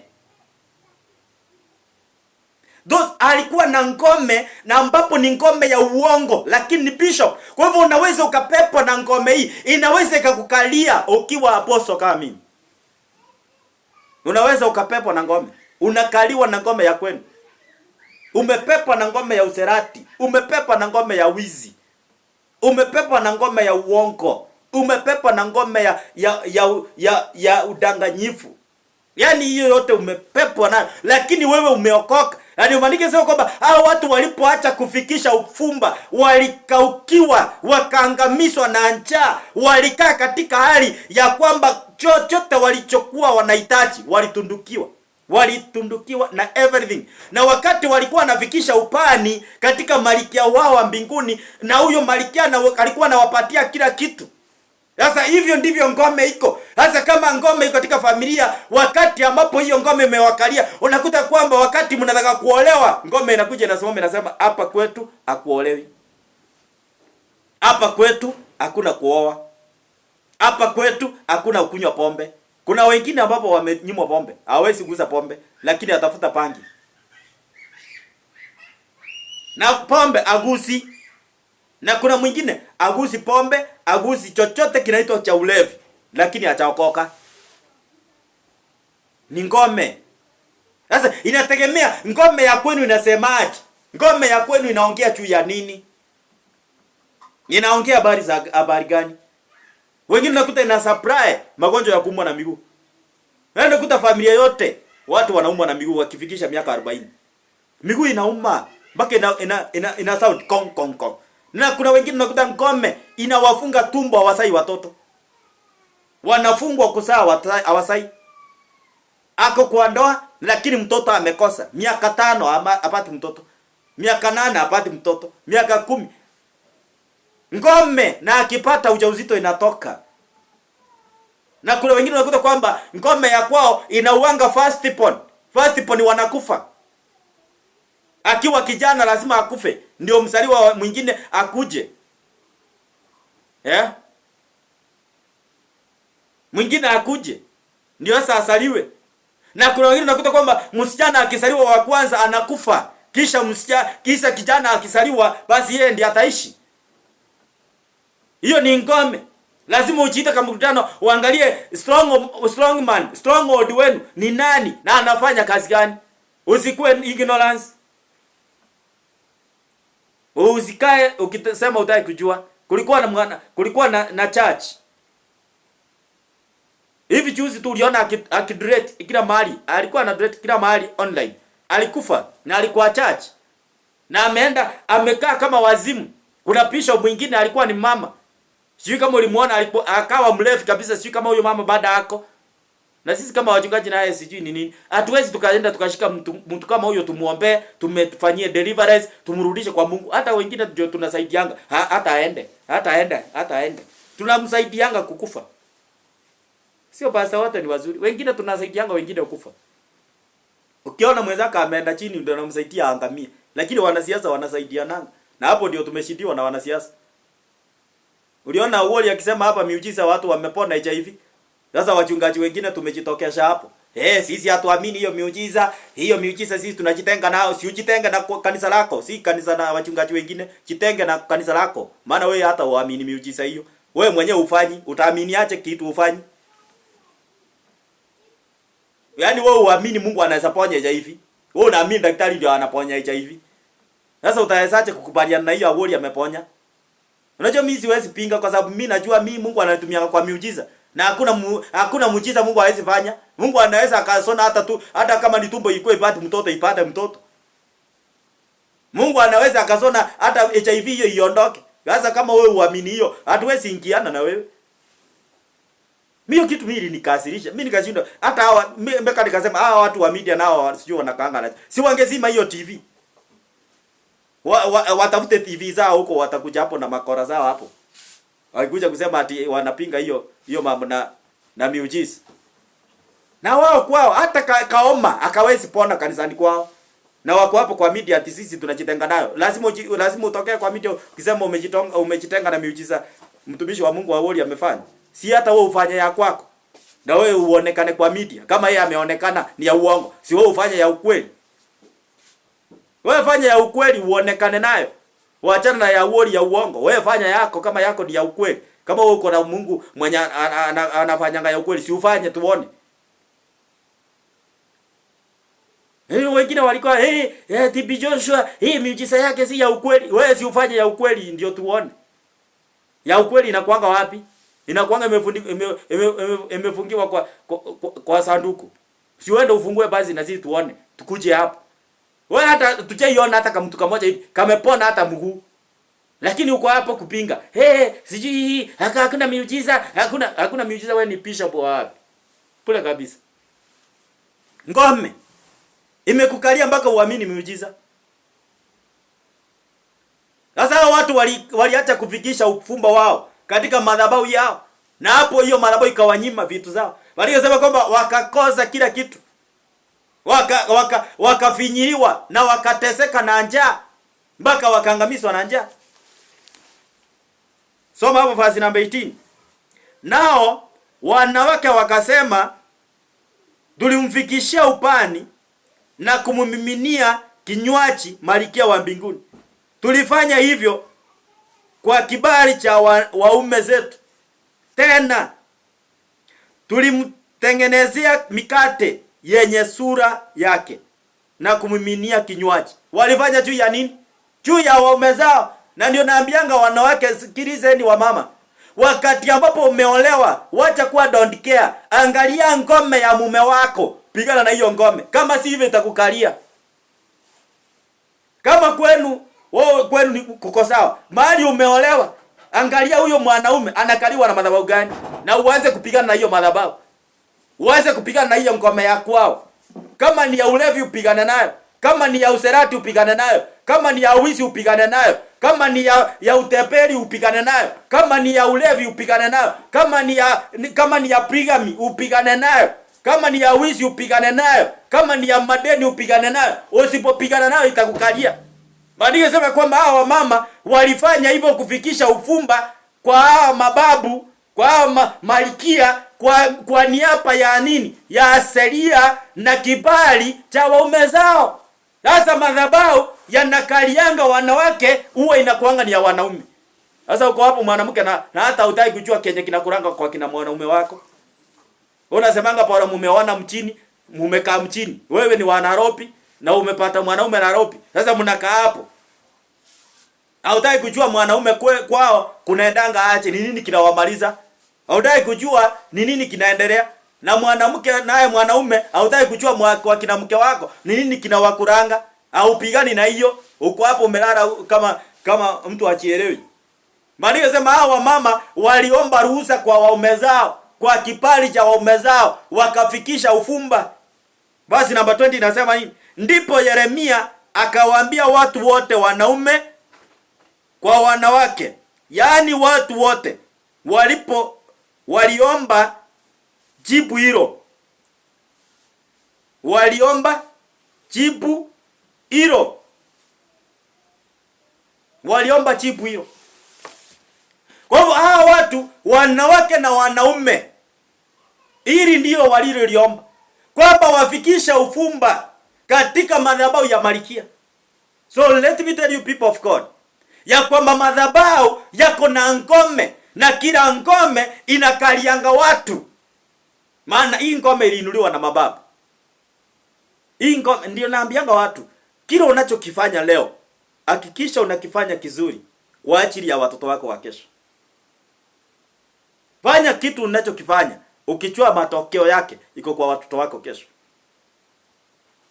Kama utafanya mambo ambayo yatafanya Mungu akuache, yatafanya mambo yakuwe mabaya, kesho watoto wako ndio watasafa. Bwana asifiwe sana. Kuna watu leo hii kama wanasiasa wanatumianga mamlaka yao kufinyilia watu, kuua hata watu wakitaka. Lakini saa yaacha tu, katika hiyo madhabahu uliyoyainua, watoto wako watalipia. Hautaamini kwa macho yako. Watalipa. Unaweza ukakuwa na fedha na ukatumia hizo fedha vibaya, ukadhulumu watu, ukawafanyia anything you want to do. But I want to tell you, that is the day will come to pass. Your children, they will suffer because of what you did today. Kwa hivyo hakikisha unachokifanya ni kizuri. Bwana asifiwe sana. Lazima uelewe ya kwamba ngome inafanya kazi. Hao watu wanasema ya kwamba wakati walipoacha kupeleka ufumba kwa Malkia, walitundukiwa na everything. wakaangamizwa na njaa. Na pale mwanzo tunasikia Biblia inasema aje ya kwamba katika wakati walikuwa wanapeana malikia divai yao, walistawi, walinawiri, walifanikiwa katika maisha. Bwana asifiwe sana. Walifanikiwa katika maisha. Kwa hivyo katika mafanikio yako lazima uangalie inatoka wapi. Kwa hivyo mpendwa, kama umeokoka ama kama hujaokoka, angalia madhabahu ya kwenu yanasemaje. Pigania hizo ngome ambazo zinawafinyiria watu, hawafanikiwi, watu hawaendelei, watu hawaendi mbali, watu hawawezi wakafanya kuwa na saving. Unajua kuna watu hawananga saving, hata akitaka kusave hawezi because of the strong man. Kuna watu hawezi pata mshahara mkubwa, mshahara wake anafanya kubwa ni kuanzia 1500. Hiyo ndio mshahara kubwa. Akijaribu sana mpaka ile anapigwa makofi hivi, ni mshahara wa 1800 mpaka 4000. Mimi nimeifanya security na nilikuwa nalipwa shilingi 8100. Kwa total money ilikuwa inakuanga 1900. Sasa hii 900 ilikuwa inakatwa kwa uniform, viatu. Sasa ilikuwa inaendanga hapo. Nilikuwa nafanya security. Kwa yule muhindi alikuwa MP wakati ule wa ODM. Pale kunaitwa nini? Embakasi. Before papa wina ingie. So mimi nilikuwa nafanya kazi kwake na nilikuwa nalipwa shilingi 8100. Na nilikuwa nakaa all the way from kule, kulikuwa kunaitwa Pete, kule nini? Mkuru kwa Njenga. So ninaenda nakuja mchana na rara, usiku ninaenda huko. Siku moja wana majambazi wakatufahamia, tukaralishwa chini. Nakwambia hakuna kitu kibaya kama majambazi. Tuliambiwa down ni wapi? Chini. Kile tunataka kuona juu ni mgongo. Nakwambia watu wengine walitoa sauti zingine zenye sijaisikika. Mimi sijasema ni sauti gani hiyo. Unajijazia hapo kwa nini? Mimi sijasema ni sauti gani. Na wewe umeitoa wapi hiyo unasema hapo? Amen. So tulikuwa tunalipwa hiyo pesa na tunaona ni pesa mingi. Sasa hiyo nakaa nyumba ya 2500. Bwana asifiwe sana. The strong man. Sasa nikakuja nikachiita kama mkutano siku moja, nikaangalia. Mama yangu na baba yangu walikuwa wanakaa nyumba ya 1500. Sasa na mimi ndio huyo nimekuja ninakaa nyumba ya shilingi 1100, ilikuwa 800. Nilianza na nyumba ya 800. Sasa hiyo nyumba ya 800 nilikuwa hata nashindwa kulipa. Sasa nikakuja nikatoka hapo, tukaenda tukajenga kanyumba kingine kalikuwa kadaki. Daki ni ile kuchengwa na makaratasi. Sasa tulikuwa tunaishi kwa nyumba kama hii. Hii life ngome ni kitu mbaya, nachukia na maisha yangu yote. Sasa tulikuwa tunaishi hiyo. Imagine mnaishi kwa nyumba ya mumeweka karatasi ndio kama mabati. Sasa tukakaa hapo. Sasa tukakuja tukahamia town. Sasa hapo town sasa tukawa mama sasa kana nyumba anakaa ni kama matope. Anakaa kama matope na baba. Sasa wanakaa hapo. Walikuwa wanalipa hiyo nyumba shilingi 1200. Sasa mimi sikuwa hata na mahali pangu. Sasa mama ndiye alikuwa amenikomboea hiyo nyumba na tulikuwa tunalala na masista zangu.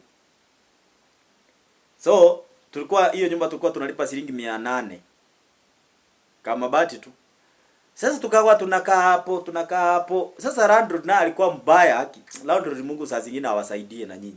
Unajua watu wengine hawakatangi kulipa nyumba, ni kushindwa. Sasa sisi tumeshindwa.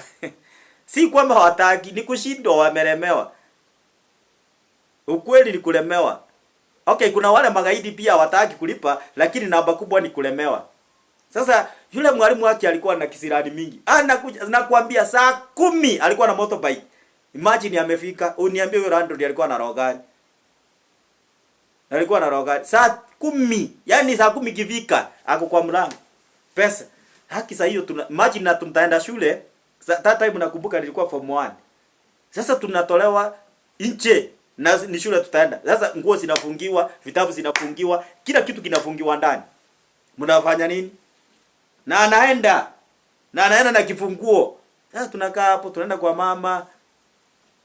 Mama yeye sasa ulikuwa unakuta landlord wake si the same na wetu. Sasa yeye waka alikuwa anaelewa. Haya, mama sasa akakuja akaona wacha amie iko hii plot. tukae plot moja. Hii ya kisirani huyu tu akakuja kaamia hapo. Sasa wao sasa huyo landlord alikuwa anakuja anasema sitafunga nyumba zote, nafunga moja. Sasa anatufungia yetu, anaacha ya kina mama, badala afunge hata ya kina mama angarau ndio watafute pesa. Sasa anafunga yetu. Yaani anamaanisha yeye atufungie sisi, tuingie kwa kina mama tukaa hapo. Na sisi kulingana na kwetu hatukaangi na mama tukitairiwa. Sisi hatukaangi hiyo nyumba tena. Hatuwezi lala hapo hata kukua, acha ili tulale nje. Sasa tukakaa hapo. Tukakaa hapo. Sasa mimi nikakuja nikaendelea shule hivyo, ninakuja ninaenda. Nilikuwa nakuja wakati wa likizo. Mpaka Mungu akanisaidia. Nikakuja sasa nikatafuta nyumba yangu sasa mwenyewe. Sasa nilikuwa nalipa hiyo nyumba shilingi 800. Na kuambia ilikuwa kazi kulipa. Nilikuwa nalalanga chini. Mvua ikinyesha, inanyesha, maji inaingia ndani. Sasa nakumbuka kama address nilikuwa nako. Sasa chini nilikuwa na ile karatasi ambayo ni nylon. Sasa ndio nilikuwa natandikanga chini. Sasa ikikuja maji ile inaanza kutoka sasa kupitia ile karatasi na kuja baba kwa mattress. Ilikuwa ni taabu. Lakini kwa neema ya Mungu akakuja akanisaidia nikapata kazi ka hoteli. Sasa nikawa naenda kwa hoteli nafanya nalipo 150 per day. Nilikuwa nalipo 150. Sasa nikaanza kulipa hiyo nyumba, nikaanza kununua kakitanda, nikaanza hiyo kujipanga pole pole kama kijana. So na life ikasonga. Sasa siku moja nikakuja nikajiita kama mkutano. Nikaona mimi nashindwa kulipa nyumba ya single room na mama analipa kwa single room. Mimi ndio nikakataa single room. Mpaka leo nachukianga single room. Na wewe sijakwambia uchukie. Mimi mwenyewe niko na sababu zangu. Na wewe utaamua mwenyewe.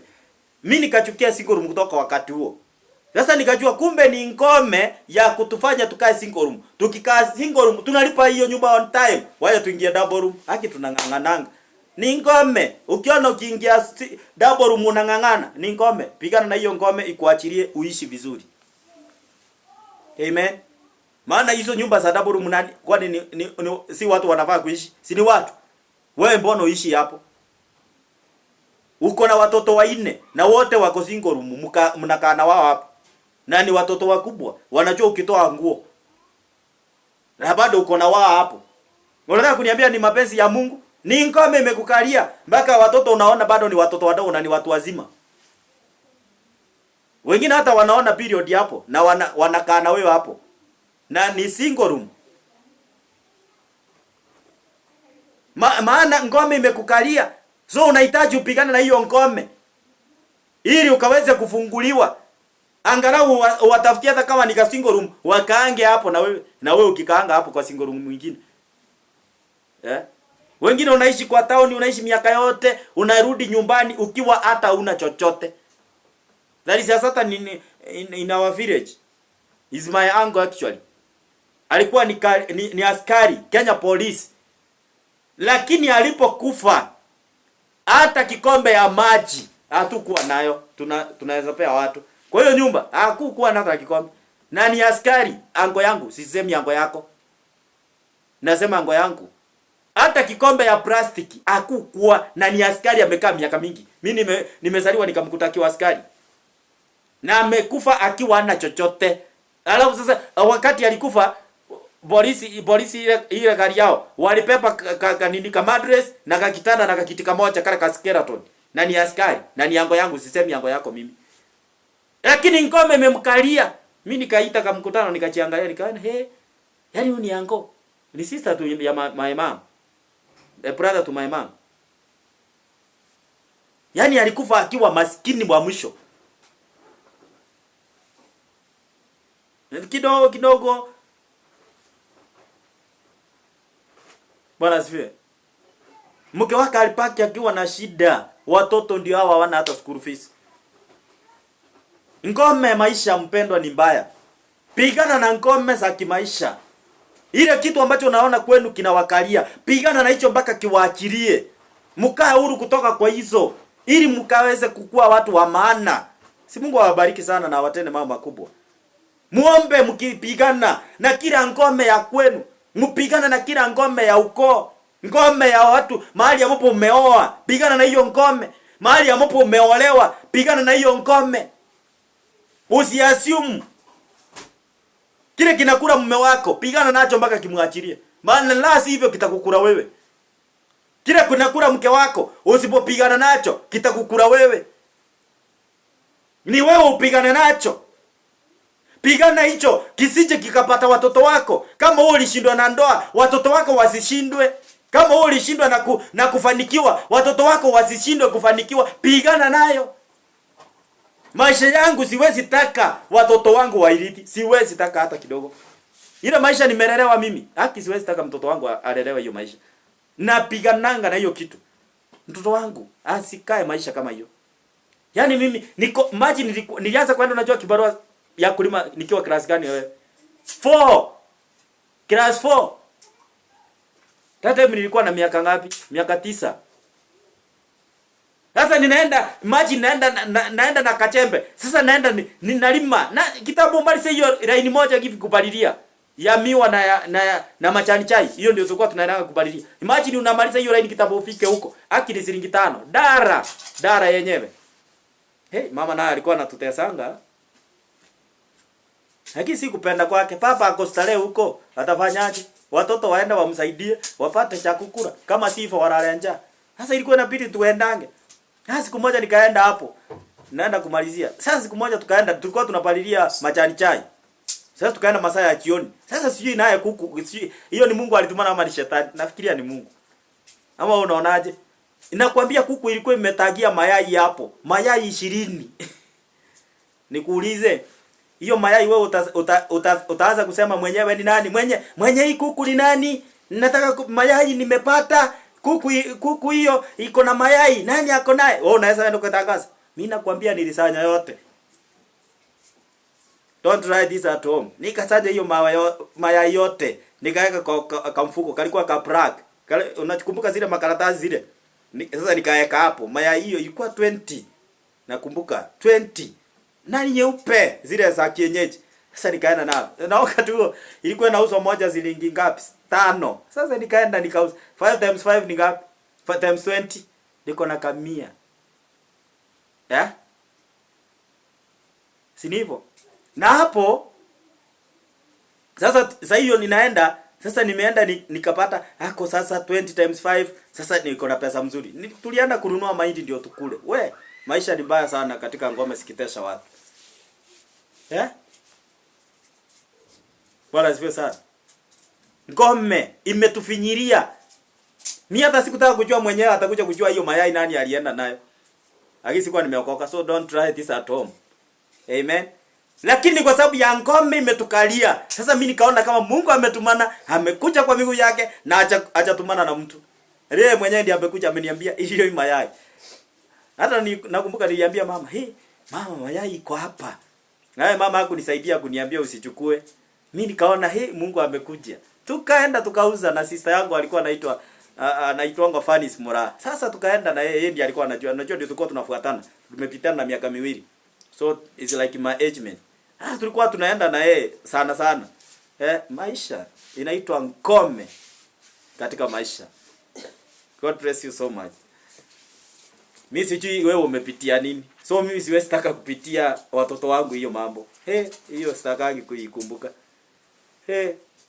Inaitwa ngome katika maisha. Sasa hiyo papa si eti hana kazi.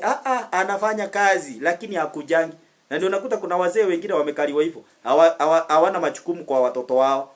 Hawezi wakasomeza mtoto, na hawezi tafuta mtoto atakula nini. Yaani hawana majukumu kwa watoto wao. Sasa mwanamke anaishi kama mchane na ameolewa. Ako na mume lakini ni mchane. Na mume si eti amekuwa mume hako, lakini mume ajui atakula nini. Hata nguo yenyewe ajui ananuliwa. Hawezi nunulia mke wake nguo. Siku na wamama mnaniangalia hata mzee wako hajai nunua nguo hata moja. Hata ajui nguo yako unafaa ni size gani.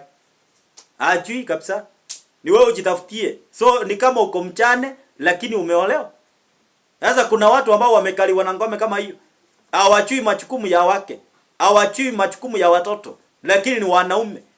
Ndio wale tunasemanga ni wanaume trosa. Lakini akili ni ya wamama. Maana wamama kazi yao wanafaa wachunge watoto. Sasa unakuta wamama sasa ndio wanalea wazee. Haki za zingine. Mungu asaidie. Haleluya. So Bwana akubariki sana. Mimi naomba nimalizie hapo. Nilikwambia leo sikuwa na haraka. So naomba nimalizie hapo kwa sababu ya muda, na ninaamini ya kwamba umebarikiwa. Sasa angalia, chiite kama mkutano. Muangalie ngome inayokusumbua ni gani. Hiyo ngome ya kwenu ni gani? Alafu upigane nayo. Ukisapigana nayo, basi utaokolewa na utakombolewa na utakuwa huru. Mungu akinijalia wakati mwingine tutakuwa tunafundishana jinsi ya kupigana na ngome katika maisha. So leo nilitaka kwanza uelewe ngome katika maisha. Chukua maji yako hapo nyumbani. Nataka kuomba na wewe. Na naamini ya kwamba Mungu atakubariki. Na uko hapo mpendo, hujaokoka. Ungependa kupeana maisha yako kwa Bwana Yesu. Basi nyoosha mikono yako mbinguni. Urudie maombi ya nyuma yangu. Sema, Bwana Yesu, natubu dhambi na makosa. Futa jina langu kwenye kitabu cha mauti. Uandike jina langu kwenye kitabu cha uzima wa milele. Bwana Yesu, Bwana Yesu, Bwana Yesu. Kuanzia leo nimetambua mimi ni mwenye dhambi. Bwana, uniweke huru. Unisamehe dhambi zangu na makosa yangu. Nimekataa shetani na kazi zake. Kuanzia leo Bwana Yesu, mimi ni mwanao. Unifanye kiumbe kipya. Njoo ndani yangu na ufanye makao ndani yangu. Kwa jina la Yesu naomba na hata na kuamini. Sema amina. Nataka kuomba na wewe. Na yule ambao umechukua maji yako hapo, basi chukua hiyo maji, shike kwa mkono wako. Kisha uelekesha mikono yako kwenye screen, wale ambao mnatumia runinga, wale mnatumia mtandao ya kijamii, na wale ambao mnasikiliza kupitia radio, basi shika hiyo radio tunapoomba. Na ninaamini ya kwamba muujiza utaenda kufanyika hapo kwa nyumba yako, kazini kwako, popote kule uliko. Hiyo ngome inaenda kukuachilia kwa jina la Yesu. Tuombe. Baba, katika jina la Yesu, muumba mbingu na dunia, ninakuinua na ninakutukuza ni kwa ajili ya ibada hii. Nabariki mpendwa huyu aliyesikiza neno lako na akakubali kupeana maisha yake kwako Bwana. Nakemea kila ngome yote ya dhambi kwa maisha yake. Ninaachilia nguvu zako na uwezo wako na mamlaka yako juu yake. Namtenga mbali na kila ngome za ukoo Bwana. In the name of Jesus Christ. Naomba maisha yake isiwe vile tena Bwana. Nainua hata huyu mpendo ambaye alipata kunisikiliza. Amekaliwa na ngome katika maisha. Na Bwana amepata muda wake wa kunisikiliza. Naachilia kukombolewa kwake kwa jina la Yesu. Namtoa kwa hiyo ngome in the name of Jesus Christ. Namtoa kwa hiyo ngome ya ukoo. Ngome kwa madhabahu aliyoolewa. Ngome kwa madhabahu aliyooa. Madhabahu yaliyomkalia, ngome katika watoto. Na watoa katika jina la Yesu Kristo mfalme. Ninainua maisha ya watu wako mbele zako. Na watenganisha na kila ngome zote za ukoo. Ngome zote za ibilisi. Kila ngome nanena kwa maisha yao Bwana. Na watoa kwa hiyo ngome katika jina la Yesu. Baba, nabariki maisha yao walio Kenya. Nabariki maisha yao walio taifa la nje ya Kenya. Baba, ninatangaza ushindi wako. Nimeachilia nguvu na mamlaka yako mtakatifu kwa sababu ya ukuu wako. Nabariki maisha yao. Nainua anga yao. Kuanzia leo hawatabaki kuwa wa kawaida. Ngome ya magonjwa uachilie, ngome ya madeni, utasa, ngome za kufinyiliwa kimaisha. Baba, ikawaachilie kuanzia leo. Maisha yao yakabadilike. In the name of Jesus. Nakemea kila madhabahu ya Freemason, Devil Worshippers, Illuminati, Masoni kitembo, wakuu wa anga, madhabahu yote ya baharini, marine spirit, natangaza hasina uwezo na hasina mamlaka kwa jina la Yesu. Madhabahu ya uchawi na uganga haina uwezo kwa maisha ya watu wako. Naachilia ukombozi, uponyaji kwa mwili na hata kwa roho. Kuanzia dakika hii Bwana wakombolewe. Kenya yetu naiombea amani. Naomba ushindi wako utawale. Nakataa kila siasa yote ya kibinafsi. In the name of Jesus Christ. Naachilia nguvu zako na uwezo wako Bwana. Kwa jina la Yesu Kristo tunaomba na hata na kuamini. Sema amina, amina. Kunywa hiyo maji.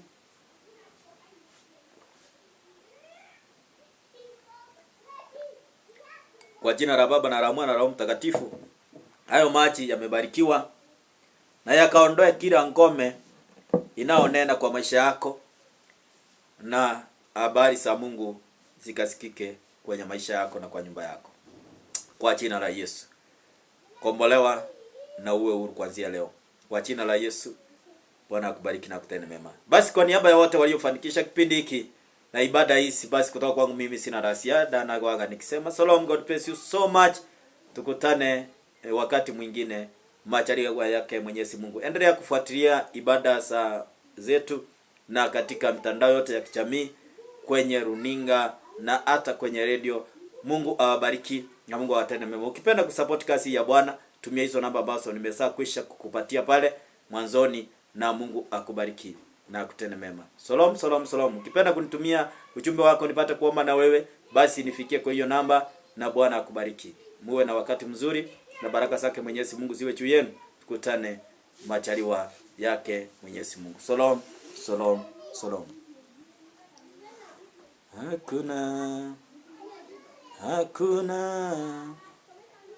Hakuna kama wewe. Hakuna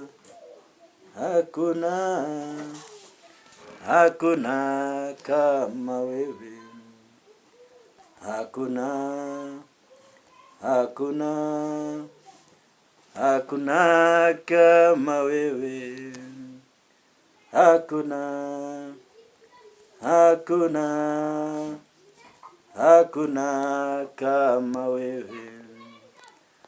Hakuna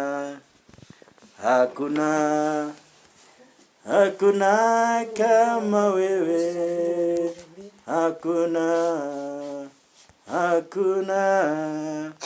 Hakuna kama wewe. Hakuna